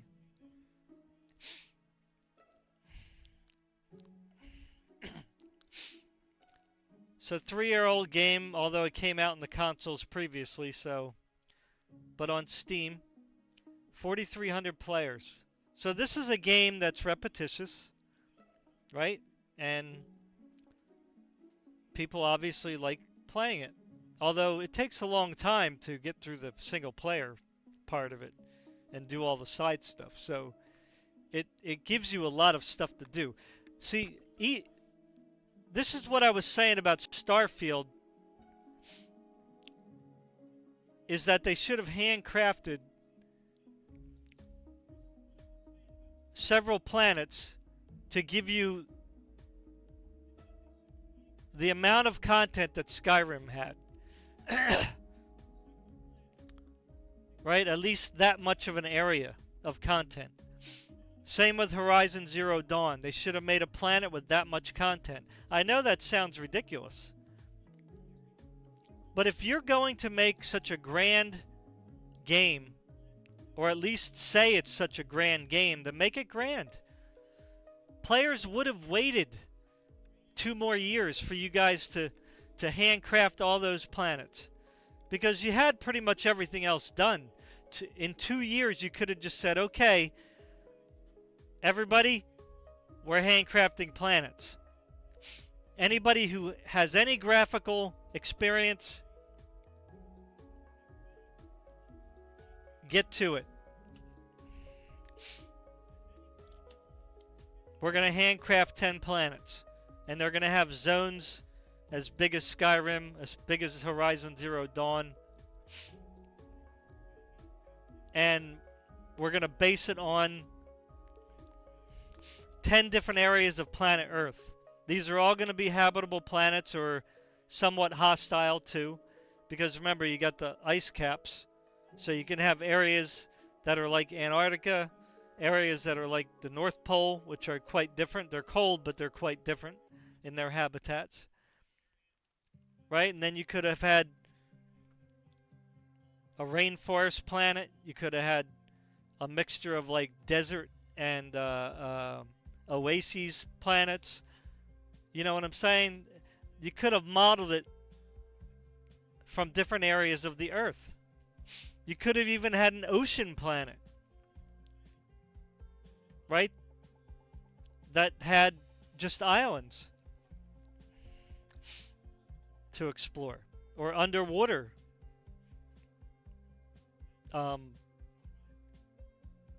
Life, you know? Humans or aliens set up, you know, habitats under the water. Because the planet's mostly ocean, so they made everything underneath the water. Just, my goodness, man. There's just so many things that they could have done to make Starfield better. I don't understand.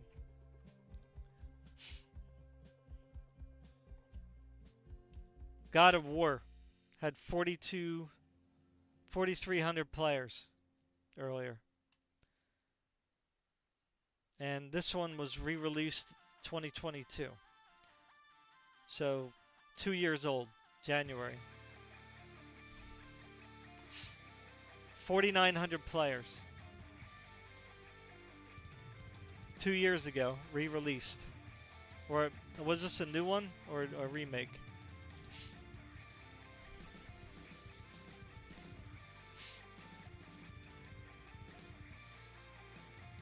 Starfield, Super hyped up game 6 months ago, 9,700 players. God of War, 2 years old, 4,900 players. No Man's Sky had 6,300 players earlier. This was released in 2016. So again, almost 8 years ago. 8-year-old game, space exploration game. 6,700 players. Starfield, released 6 months ago, 9,700 players.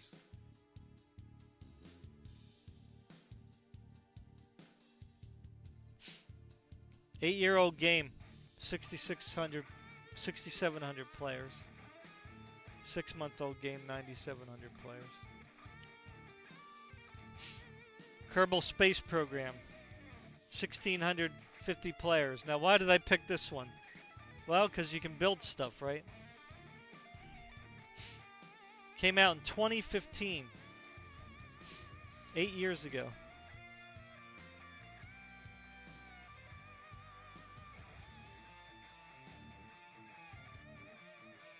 Eight-year-old game.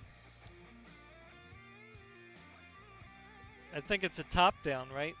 Or which one is this one? Is this where you can walk around? Yeah, I mean, it's just like this kind of stuff. Just base building. And rocket ships. 1,800 players. Crazy. EVE Online had 3,500 players earlier. This was released in 2003, 20 years ago. Wow. Almost 20 years ago. EVE Online. Wow, I can't believe it's that old.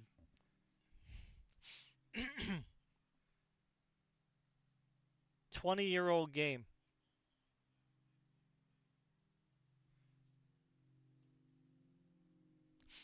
Twenty-year-old space game, 4,200 players.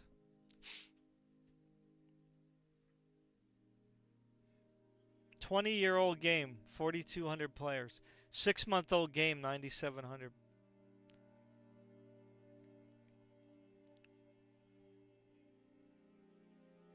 Now again, you might say, well, EVE Online only has 4,000 players. That's not great.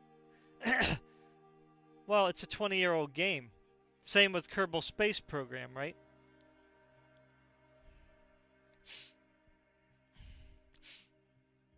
Right, but these games you expect to only see 1,800 players. Starfield, AAA studio. Highly ambitious game. Highly hyped up game. A large game. Right? It is a big game. There's a lot of nothing as far as I'm concerned. But 6 months old. Only 9,700. Let's see if it went up. Not much. EVE Online, 20-year-old game. Still going strong with 4,200. Right? That's doing something right. Elder Scrolls Online. Ooh. 13,000. More than Starfield. This is what kills me. Bethesda's older games are beating out their new game. Something wrong with that. And there's 1,600 in chat. That's pretty nice.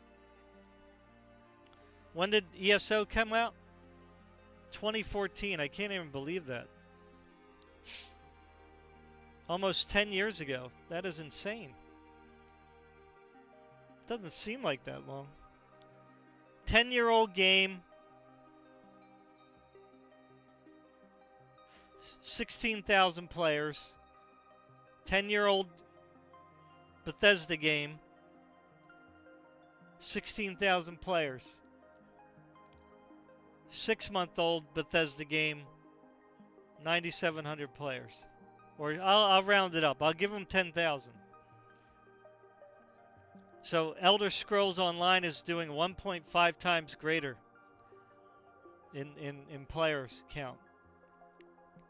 You see?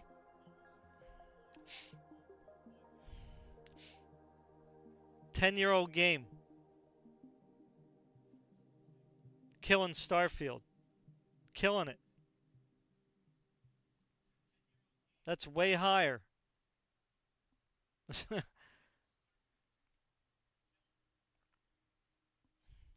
Red Dead Redemption. Oh, baby. Open world. Right? Open world. You can compare them. Elder Scrolls, open world. Starfield, open world. Only 9,700 players. Only 6 months old. Red Dead Redemption, 47,000 players. Red Dead Redemption 2, 47,000 players. When did this come out? 2019 on Steam. Remember, it was out on, I think, Epic for a year. So, 5-year-old game.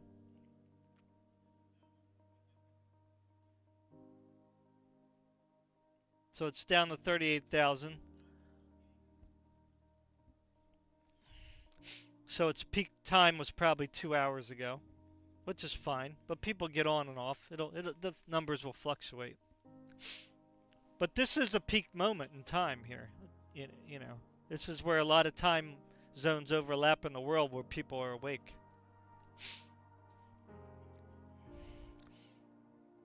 Five-year-old game, 39,000 players.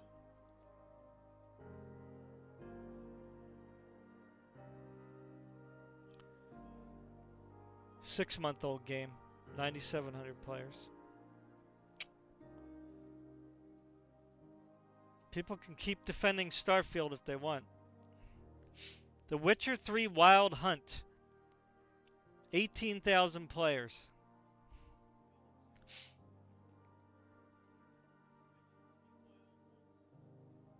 Starfield, 10,000 players. When did Witcher 3 come out?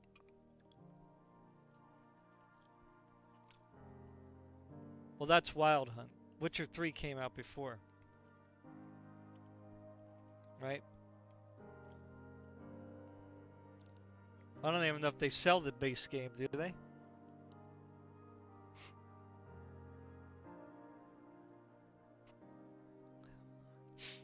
Yeah, I don't even think they sell the base game. It's just Wild Hunt.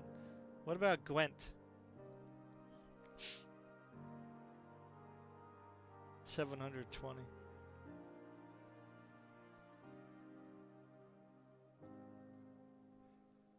So Witcher 3 Wild Hunt came out 9 years ago. 16,174 players.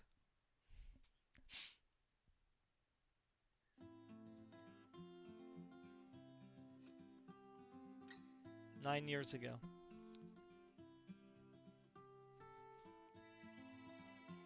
$16,000 players.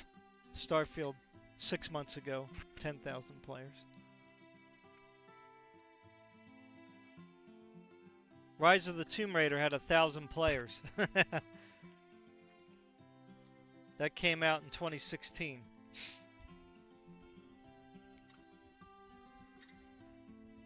Now this is strictly a single player game. It's not really open world. You know, it's quite linear to a certain extent. So you don't expect it to, you know, keep people playing forever. The online aspect is pretty dead now, I think, so. But, you know, it's got 98,000 very positive, 717 recently very positive. So it's got a 94% positive rating score. So it came out 8 years ago. Still got players. Starfield, 63%. positive rating. That's not good. And I think some of these negative ones were removed. Because I believe this was over 8,000 at one time. So Starfield's working up slowly. A lot of Asian people might like space games. But Witcher 3 Wild Hunt's still killing it. 8-year-old game. Resident Evil Village had 1,200, say 1,300. That came out in 2021, so that's like two years old.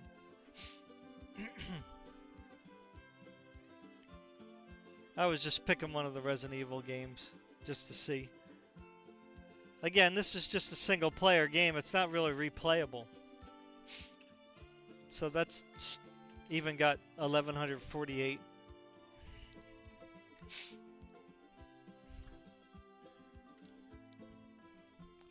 I mean, we can go to some of the other Resident Evil games, I guess. See what they're doing compared to Starfield. Resident Evil 4 has 5,231. Ooh.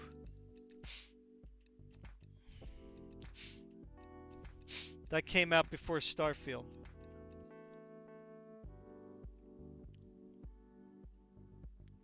It's got half the players Starfield has, and it's older.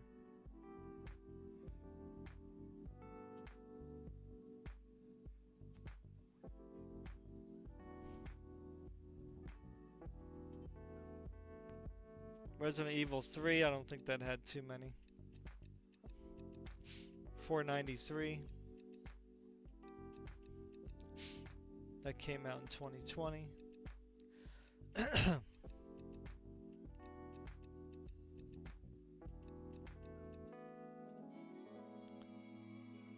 Most of these probably won't have too many because 1,300 for Resident Evil 2. That's not bad. That came out in 2019, so that's even older. That's like 4 years old.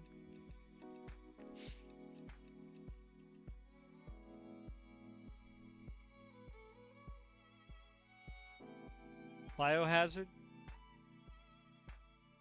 2017, just 6 years ago. 661.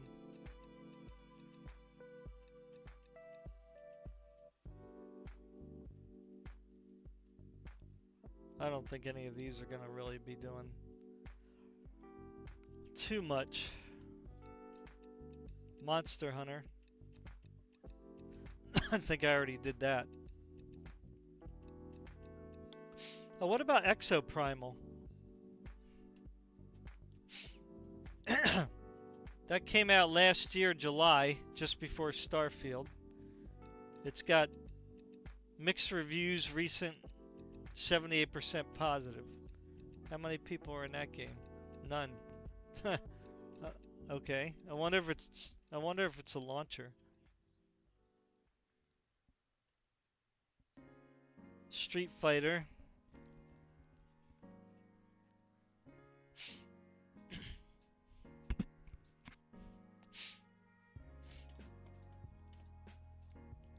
See what other worlds that are here. Marvel vs. Capcom. I thought that game closed.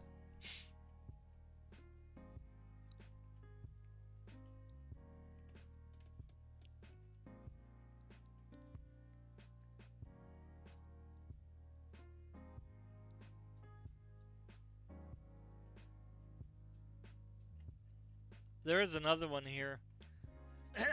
Dragon's Dogma. Now the new game is coming out soon, I think. So I think people are going to be playing that. This came out in 2016. So like 8 years ago.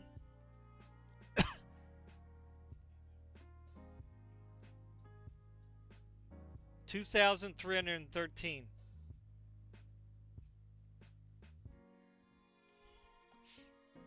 Eight-year-old game. 6-month-old game, 98. 8-year-old game, 2,313. Let's see if this went up. Oh, going up. Look at that. Might hit that 10,000. Probably most Europeans. Dying Light 2 had 4,500 people in game earlier. Now that came out 2022, so it's almost 2 years old now.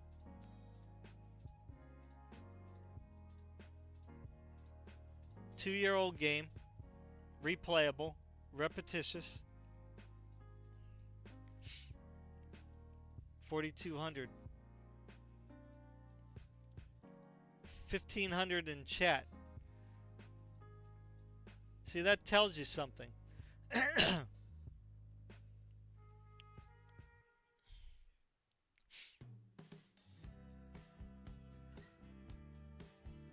It tells you how many people are I mean, this could be developers for all we know. You know what I mean? But 1,500, that's a lot in chat. I wonder if that's people co-op playing. But not bad. Dying Light 2 still going strong. That's not bad for a single player RPG. This is not good for a single player RPG open world that's only 6 months old.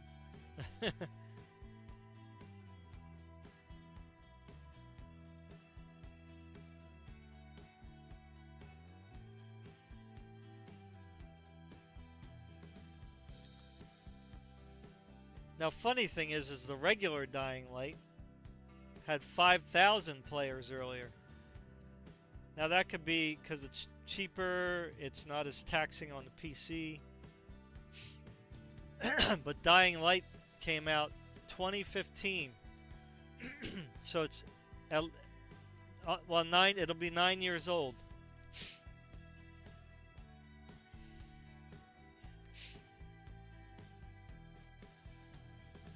$4,200 players and 4,218 in chat. Isn't that crazy?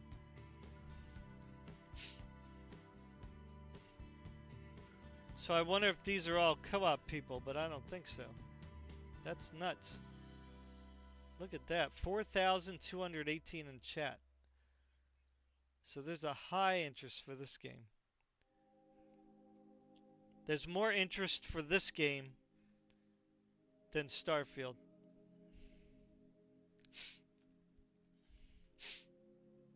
So maybe this number doesn't even matter. Isn't like the all tell all, you know what I mean? But that's crazy. Dying Light, 9-year-old game, 4,200. Starfield, 6-month game, 10,000.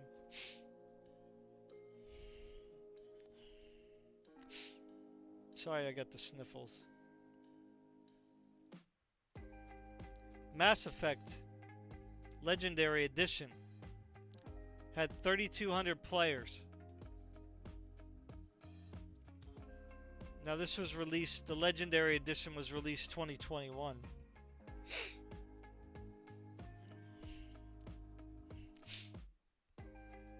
So you might as well say it's older, right? Because they're going to be playing all 3 games, so it's kind of hard to tell.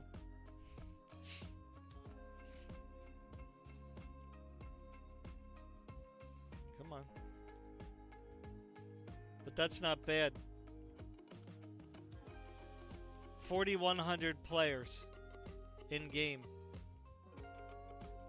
for the Mass Effect series, which came out a long time ago. Right, this is just the 3-game pack, but nonetheless, you can lump them all together because they're kind of like connected.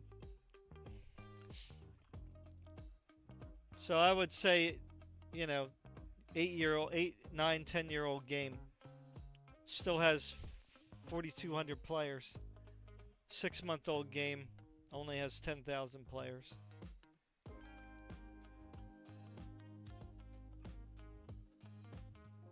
Fallout 4 had 14,000 players earlier. Fallout 4, 14,000 players.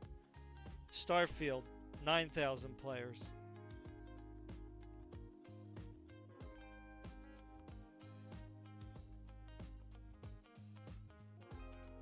$10,000 players for Starfield, 6 months old. Fallout 4, 14,000. Came out 2015 on Steam. So, 8 years old, at least. 16,000 players. Killing it. Killing Starfield. 8-year-old game.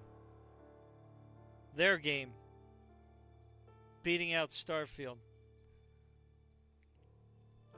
By a long shot. Grim Dawn had 5,000 players. That's the other top-down clicker. RPG. Mouse pointing. 5,100 players. Came out in 2016. So 7-year-old game. Still has 4,200 players. That old game. Starfield, 10,000, 6 months old. Diablo 4. Wasn't expecting this to do great. Had 6,400 earlier. Was just released last year. Let's reset it. So 5,800 players. So it has more than half people playing Diablo 4 than Starfield.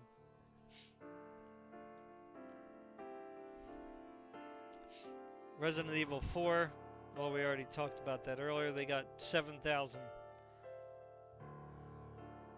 players. Starfield, 10,000, only 6 months old. And it's supposed to be a repeatable game. Resident Evil 2, I already showed you that. Halo Master Chief Collection. 2,600 earlier. Came out in 2019, so that's about 4 years old. So 3,621 are playing Halo.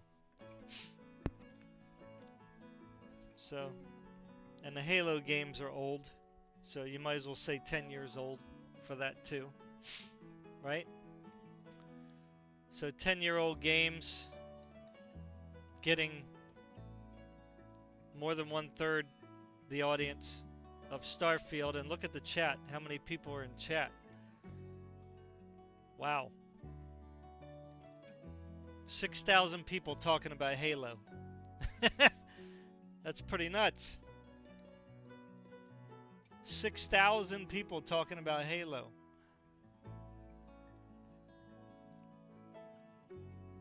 Well, or just in the Halo community that are talking with one another. Starfield, you have a whole 657. Let's see if it went up. Did it break 10,000? Yep, 10,000. Going up little by little. I'm giving them a chance.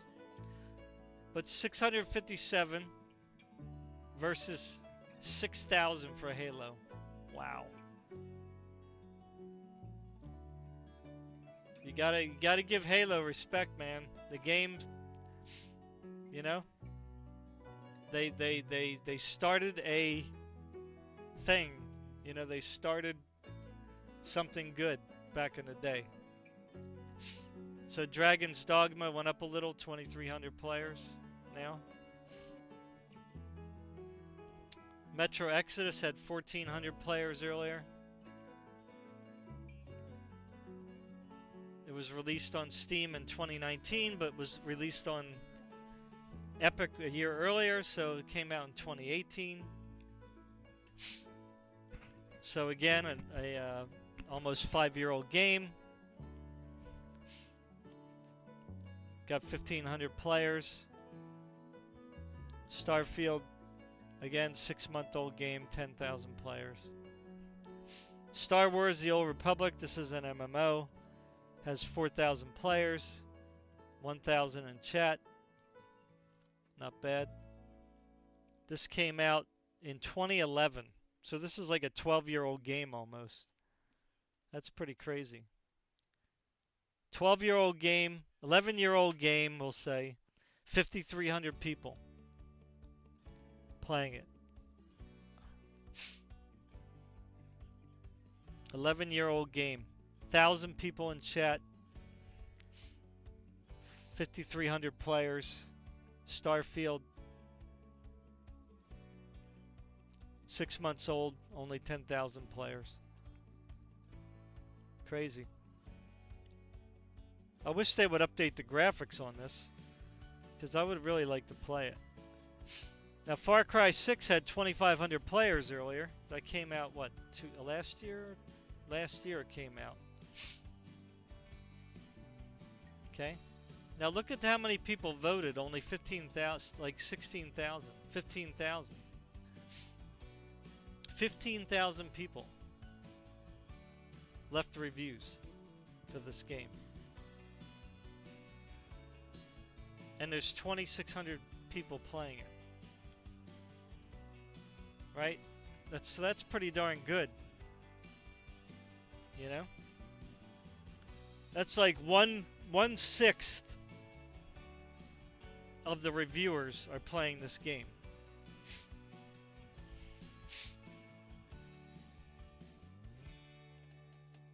Whereas Starfield had 100,000 reviews.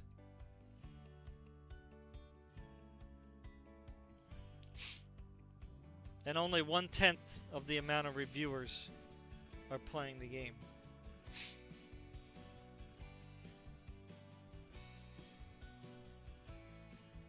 Now we're going to get into some heavy hitters.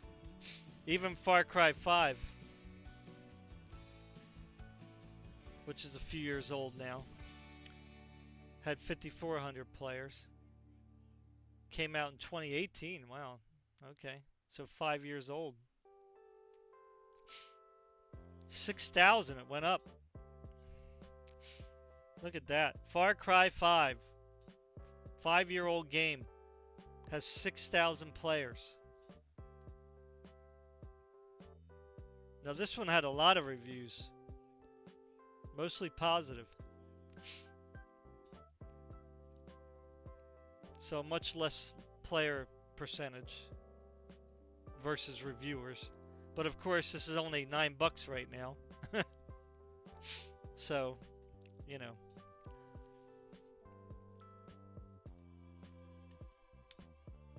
But nonetheless, people want to play it. And it's got more than half of the amount of Starfield players. Far Cry 4 had 2,100 earlier. I'm not going to stay too long on that. I want to get into Ark. Ark, Survival Evolved. Which one is it now? Yeah, that's the first one. So there was 30,000 players earlier in this game. This game came out 2017, so it's like 6 years old, say, almost. 6-year-old game, open world survival, 26,000 players. Whew. 10,000 in chat. Wow. 10,000 people in the group chats. Now they could be people co-oping together, who knows, but that's pretty darn faithful following there. Right? But, and that's the first one. That's not even new Ark. So again, 7-8-year-old game, 26,000 players, 6-month-old game, only 10,000 players. No matter how you look, it's not a good look. Now Ark Survival Ascended, you got 20,000 players. earlier, and that came out last year, of course, with very mixed reviews, not good at all. But here you are, almost 25,000 players. So between the two Ark games, there's 50,000 players. So you might as well say it's one, because some of the Ark Survival went to Ark Survival Ascended. Right? I'm not even sure if they're like, you can play together with those two. I'm not sure if they're like overlappable or not. I don't think they are. I think they're two separate games. But nonetheless, you had the Ark Survival players go to Ark Ascended.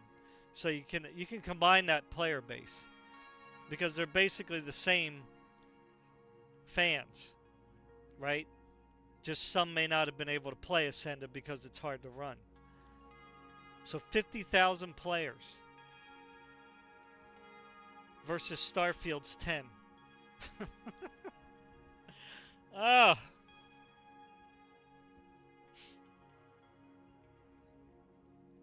Half-Life 2 had 1,400.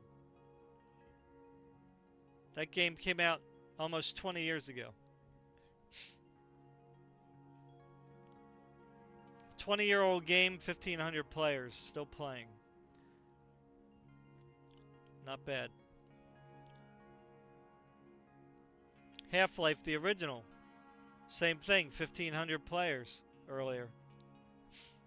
That came out more than 20 years ago. Like 20, goodness, almost 26 years ago now? Wow, 25 years ago. That's crazy. Whoa! 2,000. So there's more people playing Half-Life than Half-Life 2. That might be because of the mods. They have some pretty nice mods for this. And I don't know if that includes the remastered version or not. Man, but 1/5 of the amount of Starfield players are playing Half-Life. That crazy? It's going up a little by little. 25-year-old game. That is insane.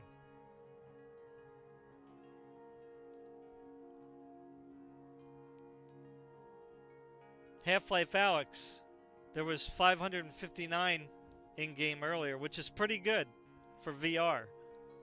It's a VR game, so that's pretty good. 499 were in chat, so that was interesting to see. Let's see if it went down. Oh, it went up. Whoa. So 727 people. Now, you could play this game with the MetaQuest 3. So, and it looks really good in MetaQuest 3. So, I think a lot of people who have the MetaQuest 3 are using the Steam link or whatever it's called. 499 are in chat, so that's pretty good. Now, why do I say this is a good number? Because it's like VR is very niche. You know, there might be only like, I don't have an exact guess, of like a couple 100,000 headsets. There might be more than that. There might be like 500,000. I don't know. It could be even 1 million headsets. But it's very hard to get into VR. Like, you really have to like plan for it. Right? Because you have to have a room to do it in. You can't be like bothering your family. You know, you got to get together with family maybe to do it. It's like it's not like something that you can just jump right into unless you're single and got no other worries in life. You know, then you can just like come home, put on a headset, and go do it. But most of us have, you know, wives, spouses, kids, you know, work to do. You know, it's like not big rooms, you know, in some cases. Yeah, so that's what makes the MetaQuest 3 good, because you can just put it on. You know, you just have to have a computer if you want to do your Steam, hook up to Steam, right? So, um, so 727 is really good. You know, that's a high number. Tom Clancy's Ghost Recon Wildlands. Now, this has been out for a long time. There was 1,700 in game. Now, a lot of people play it on Ubisoft and Xbox. So 1,795. When did it come out? 2017, but it came out, I think, on Ubisoft first. Maybe. So, but it's at least, 6 years old. And it's a replayable game. So 1795 is not bad. That's probably not the most accurate number, though, because it's on other platforms. You know, console, it's on console too, so we don't have those numbers. But we're just going by Steam. Ghost Recon Breakpoint had 4,200 players earlier. It's on sale right now. I should pick it up. This came out a year ago. So it's got 4,300 players. 1-year-old game. Starfield. 6-month-old game only has 10,000. Not a great look. I think I'm going to buy this though. Call of Duty had almost 80,000 players. That is insane. Now this is Modern Warfare 3, I think. And wait, Modern Warfare 3, Warzone, and so you can. Why is it all 3?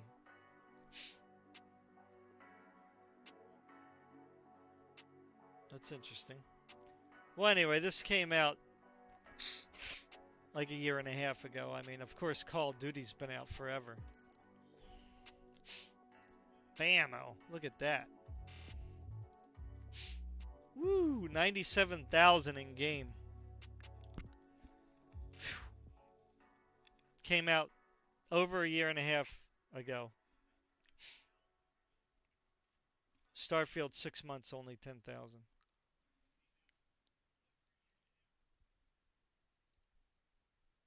Obviously, people think Call of Duty's worth playing over and over. Starfield could have been that way too. If they would have made Starfield a co-op game where like 2 people can jump in and do the quests together. I mean, I know that the narrative is like you're the one, but whatever. They could have had it so that you can just do like the side quests together or something. I don't know. They could have made something where you could have done co-op. But that's not where Bethesda's good at, are they? Rainbow Six Siege had 45,000, almost 46,000 players earlier. That came out. Wow. 8 years ago. Man, seems like yesterday. 50,000 players. Whoo. 8-year-old game, 50,000 players. Starfield, 6-month-old game, 10,000 players. I know, I'm comparing a live service. But again, these people probably would have loved Starfield because it's a looter shooter. And there's much more interest here. 4,120 in chat. Of course, that could be just them playing the game.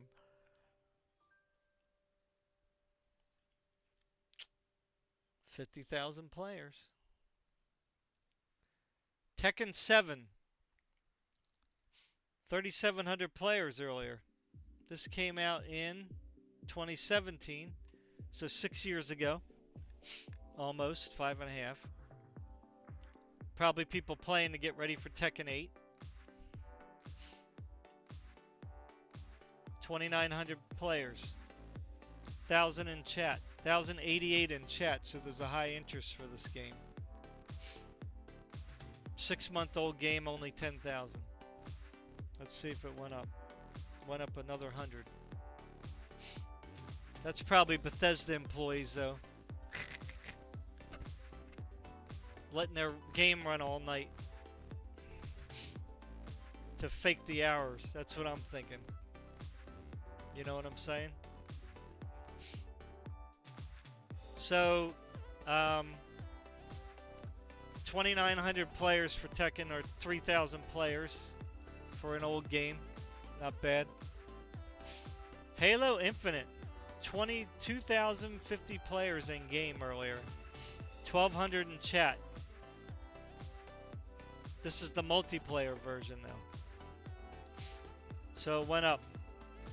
Oh, when did it come out? 2021. So it's a few years old now. A couple years old. So 2-year-old game, 3,200 players. 6-month-old game, 10,000 players.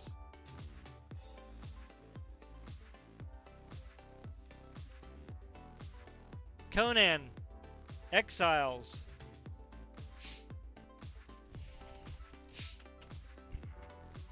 Survival game. 10,000 players earlier. 1,687 in chat. It came out in 2018. So another one that's 5 years old at least. 12,600 players. 6 years old almost. Got more players in Starfield. Tiny Tina's Wonderland. Why did I pick this one? Well, I don't know. People seem to like it. And it seems to sell well when it's on sale, which is what it is now. So this came out like 1.5 years ago.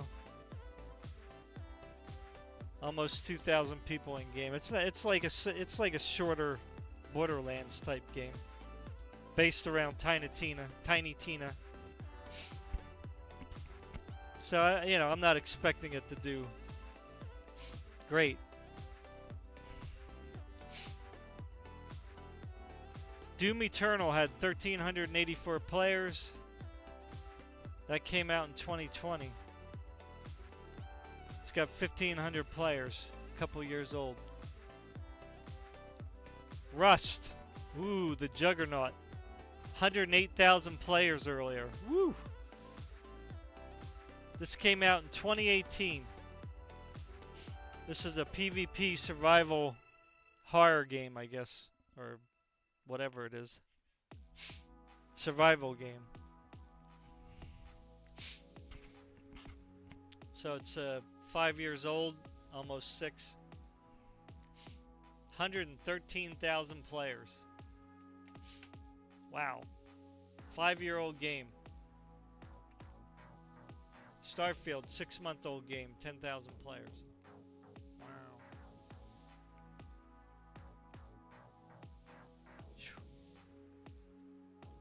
Last Epoch, I was just looking. Had 2,000 players. That came out in 2019. So it's like 4 years old. Has 2,200 players now. Almost 2,250. So it went up. 5-year-old game. 2,200 players. 6-month-old Starfield. Only 10,000. Rust, 5-year-old game, 113,000. Crazy. Warhammer Darktide, believe it or not, had 8,000 players earlier. Co-op, repetitious game.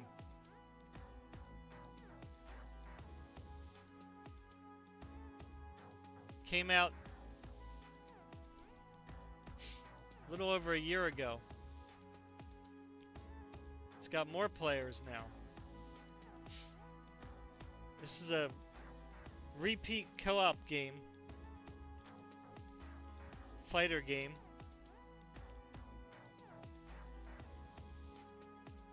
$9,200 players. Starfield. Let's refresh. Went down.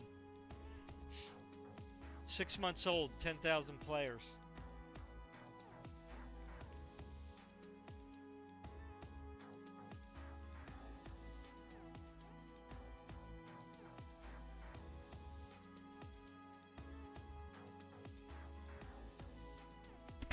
Has nearly the amount of players Starfield has. Ready or Not. That's another squad-based game. 10,000 players. Just about as much as Starfield. 1,910 in chat. This came out, well, I guess it went live December, so it's like a month old. Has more players than Starfield.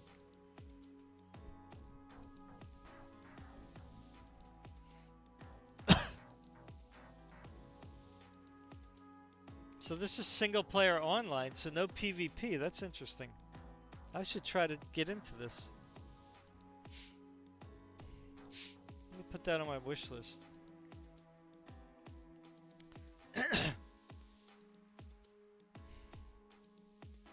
I might get that. So this one's a month old, has more players than Starfield. It's like a SWAT type game.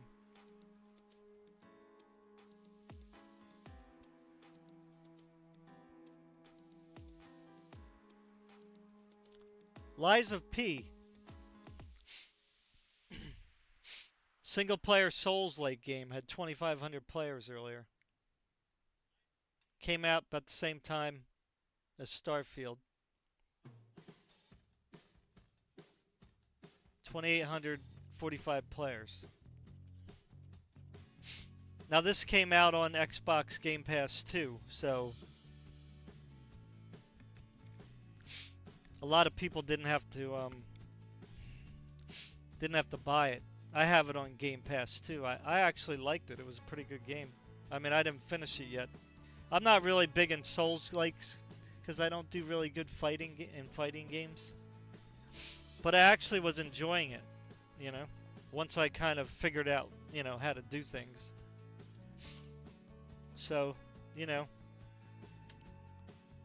different kind of a game, but it's doing at least 25%. It's got 25% of the player base that Starfield has, being that it's not a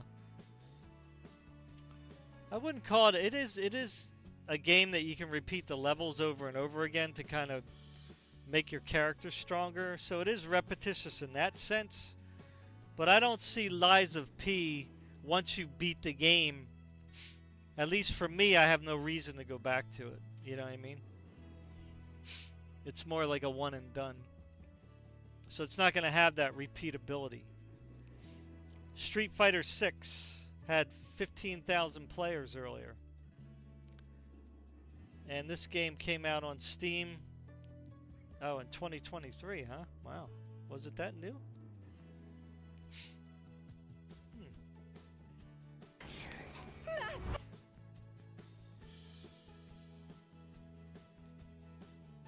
Interesting.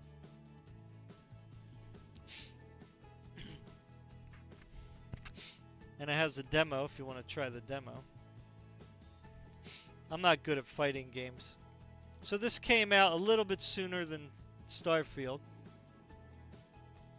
It is a fighting game. It's not exactly the same genre. But, nonetheless, it had more interest than Starfield earlier. Right now it's down to 7,144, but this game is also on consoles, other platforms. And I'd say it is a niche. It's a niche genre. Because again, everybody's not into to the fighting games, right? The arena type fighting games. But it's almost up there. It's close to Starfield. We're almost done here. What do I got here at the end? Ah, Spider-Man Remastered had 2,200 players earlier. And I don't think that this game is super repeatable as far as I know. This came out a year and a half ago. Spider-Man Remastered. So it's got about the same. It's got 2,500 players. Not bad.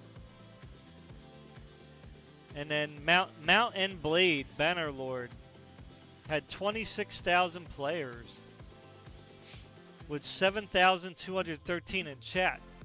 So there's a lot of people talking about this game, I guess, or a lot of people in the community active in the chats. 26,000 earlier. This came out like a year and a half ago almost. Alright, this thing is really getting to me. The music. Alright. So this came out like a year and a half ago, almost. It's got PvP, single player. 22,000 players. Wow, there you go.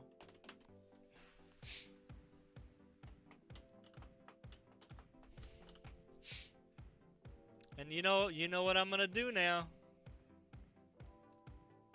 I gotta end off this way. Gotta end off this way. Let's see how much are in Baldur's Gate now.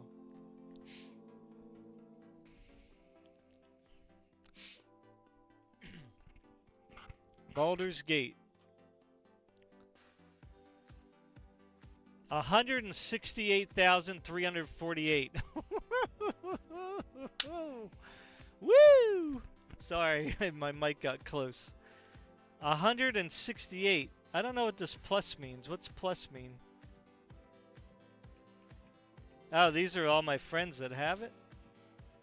Or are interested in it? Whoa.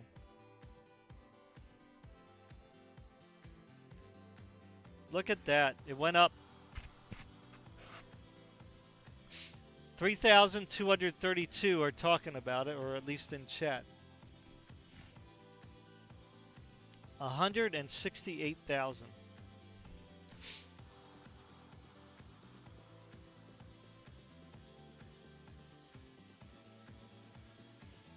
Starfield, 10,305. And Baldur's Gate was released sooner than Starfield. So here it is.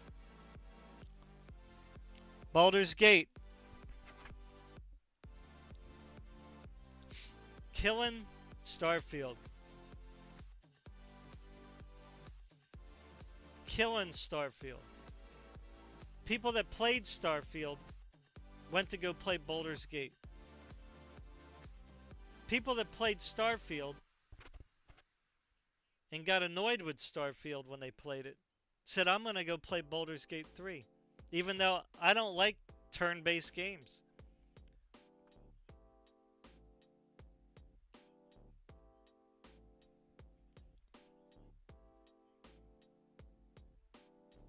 Is Starfield a good game? Well, 10,000 people say so.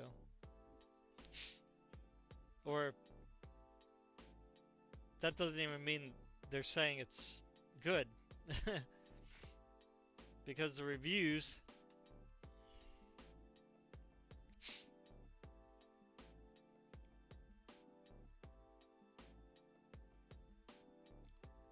the recent ones. Here's January 11th. Promised features not delivered, boring, empty game. This guy just like jumped in for a couple seconds and didn't like it.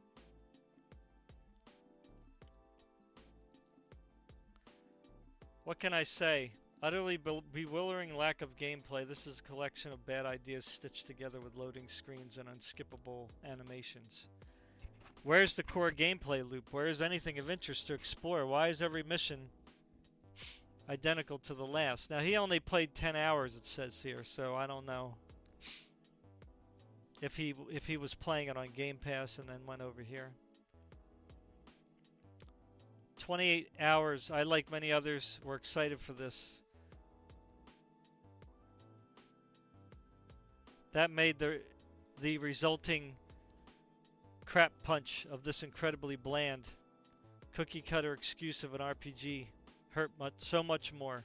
So because this person was excited for it and was dealt a crappy meal compared to what they were expecting, that's what made it hurt much more. You know what I'm saying?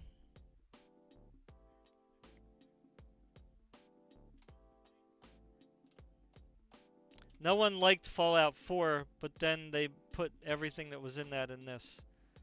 It's like Destiny 2 and Fallout had a deformed baby, but I don't know. I like Destiny 2. I had a lot more fun in that than I did in Starfield, so I don't know. I don't know why people hate on Destiny 2 all of a sudden. I actually liked it, but whatever.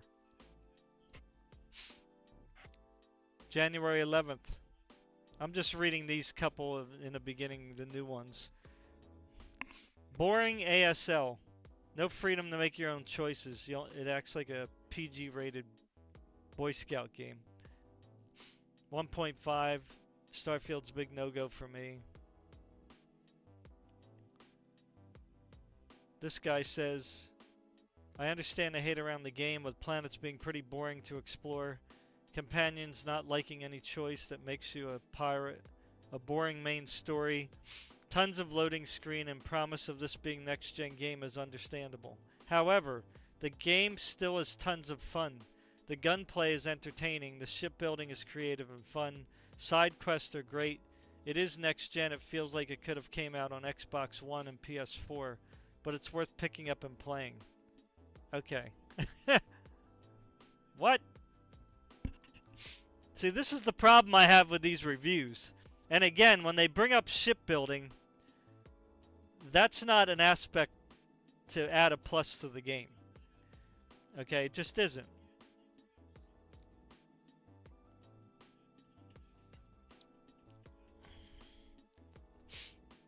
Gunplay is exciting? How? The gunplay is like nothing special at all. Side quests are great. Which side quests is he talking about? The main quest and the two, like the faction quest? Maybe they're okay. Although the main quest is like, wasn't really interested in it, to be honest with you. Yeah, this is still like a 5 out of 10 review. It's not.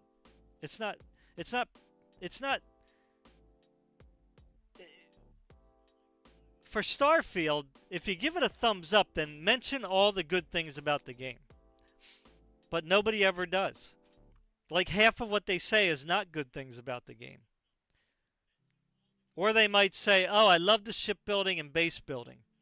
And I love the main quest. That was it. But it's not that kind of a game. You know what I'm saying? 80 hours, mediocre game. Game had potential, but sadly so many of the systems are undercooked. Cut back. This game is basically a fast travel simulator. This guy had 88 hours. And I can't read it. In-depth storyline and side quests are amazing. What side quest? The main side, like the faction quest? How are they amazing? Explain.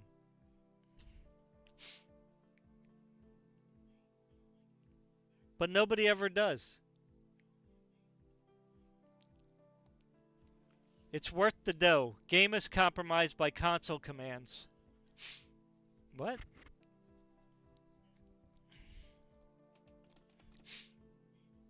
Bethesda implemented the console command system where you can basically do or achieve anything straight away. Okay. However, this is a single-player game, so it's not really cheating. Just makes things easier and more satisfying if you don't have a million years to spend on the game to get there. It's a really cool in-depth game, but be advised, for all the morally questionable campaigns, Bethesda did not insert a turn on them option, so you can't be evil. The game actually expects you to do the wrong thing? Okay. This is very disheartening and scary. It did not cross their minds that people would have moral issues and put... What? People were saying that you can't be the bad guy, or if you did the bad... I don't know what this guy's talking about. Overall good game, 9/10. Oh my god, no way, dude.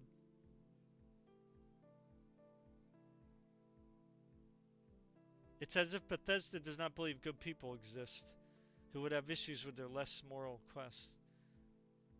What is this guy talking about? This guy's like a really like I don't know. I mean, I have no problem with being religious, but I thought the game was kind of too do the right thing all the time. I don't know. Okay, so he gives it a 9 out of 10. Think about that for a second. 9 out of 10. That's almost perfect. That means everything in the game is pretty much on spot great.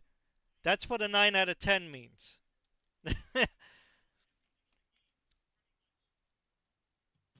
Let's not forget what Bethesda advertised. Aliens with no intelligence, most like dinosaurs. Where are the bloody real alien races? There's none. Okay, that's a negative. Outposts look like they can do much stuff, but not really anything. That's a negative. Most planets are boring. That's a negative. Immoral side quests with no options to uphold moral justice. Okay, that means it's not a role-playing game. That's a negative. Okay, so he just put out 4 very big negative things here and gave it a 9 out of 10. And said that it was boring, the planets. 5, there's more negatives, but he's not going to go on and mention them to us who have to buy the game later, right? I have the game, but I'm just saying. If somebody's reading this trying to make a decision, mention the... Go on. Please, continue. But here he says, sadly... that means with regrets, I still love this game and keep playing in hope of future updates. So this guy is giving it a positive review based on what Bethesda hasn't done yet with the game.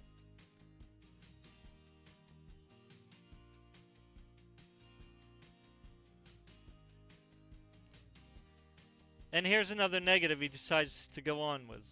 But it's not space, it's humans sped across space doing human stuff. So he says I won't go on, but then he goes on with more negatives.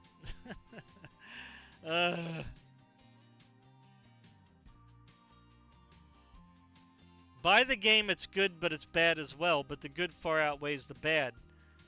What? You mentioned more negatives than good. I mean, the most thing he said was what? He likes the shipbuilding, and I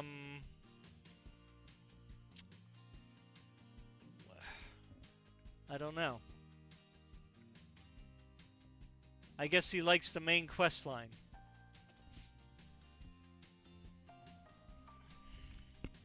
Which I didn't like the main quest line story at all. I thought it was dumb.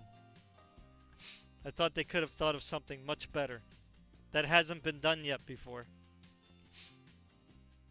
But yeah, see, this is the problem with some positive reviews, is that when you read the whole review, it cannot get a 9 out of 10.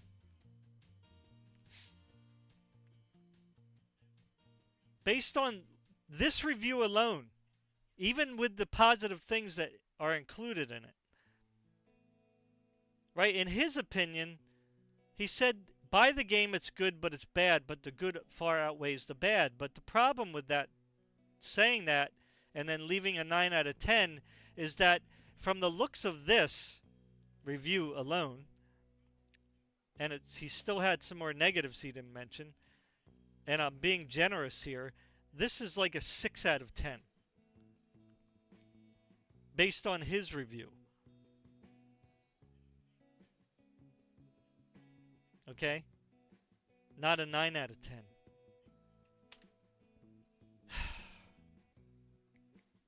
Anyway. That's all I have to say about this. Anyway, if you made it to the end, which you probably didn't,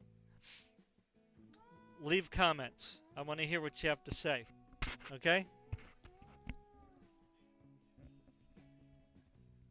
But Baldur's Gate, where's Hogwarts Legacy? I mean, Darktide has nearly as many players as Starfield. That's crazy.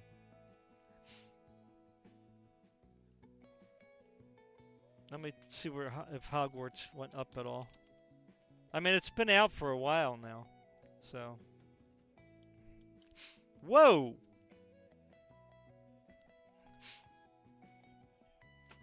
Okay. Okay, I have to do something a little different here. Alright, I have to do this. So what I'm going to do is I'm going to put these side by side. Side by side. Pulling these out.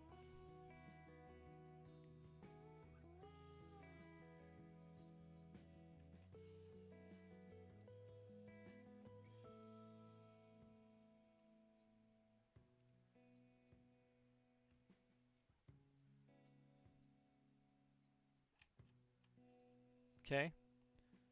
Pulling these out.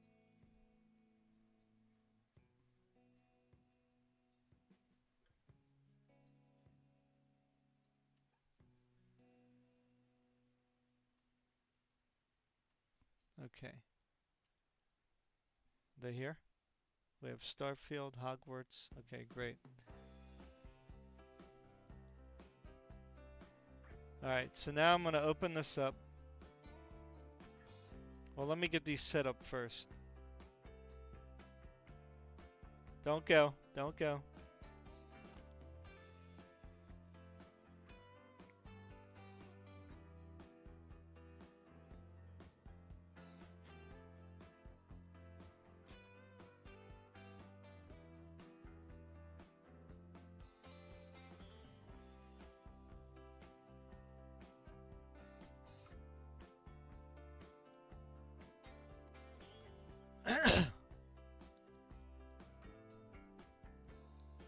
There you go.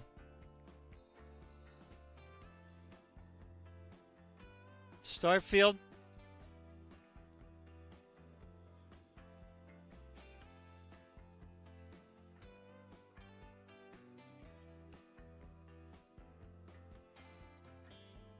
Baldur's Gate 3.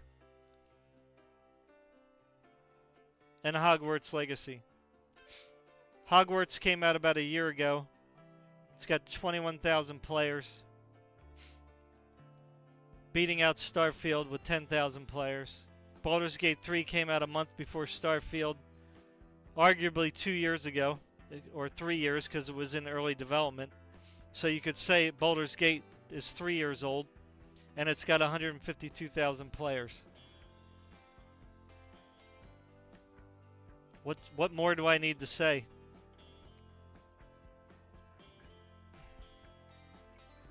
The shills are wrong. That's it.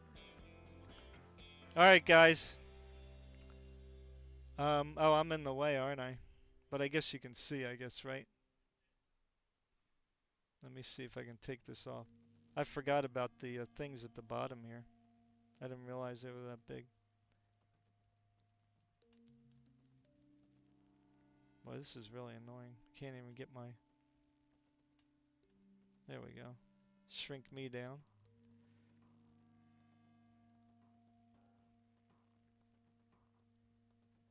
There. There we go.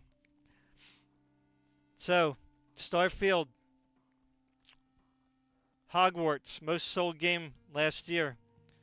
Baldur's Gate, probably catching up. Starfield, most hyped up game of last year. Numbers that are probably inaccurate, fudged up, lied about. People shilling on YouTube. Right? This is it. This is all you need to see. You know what I'm saying?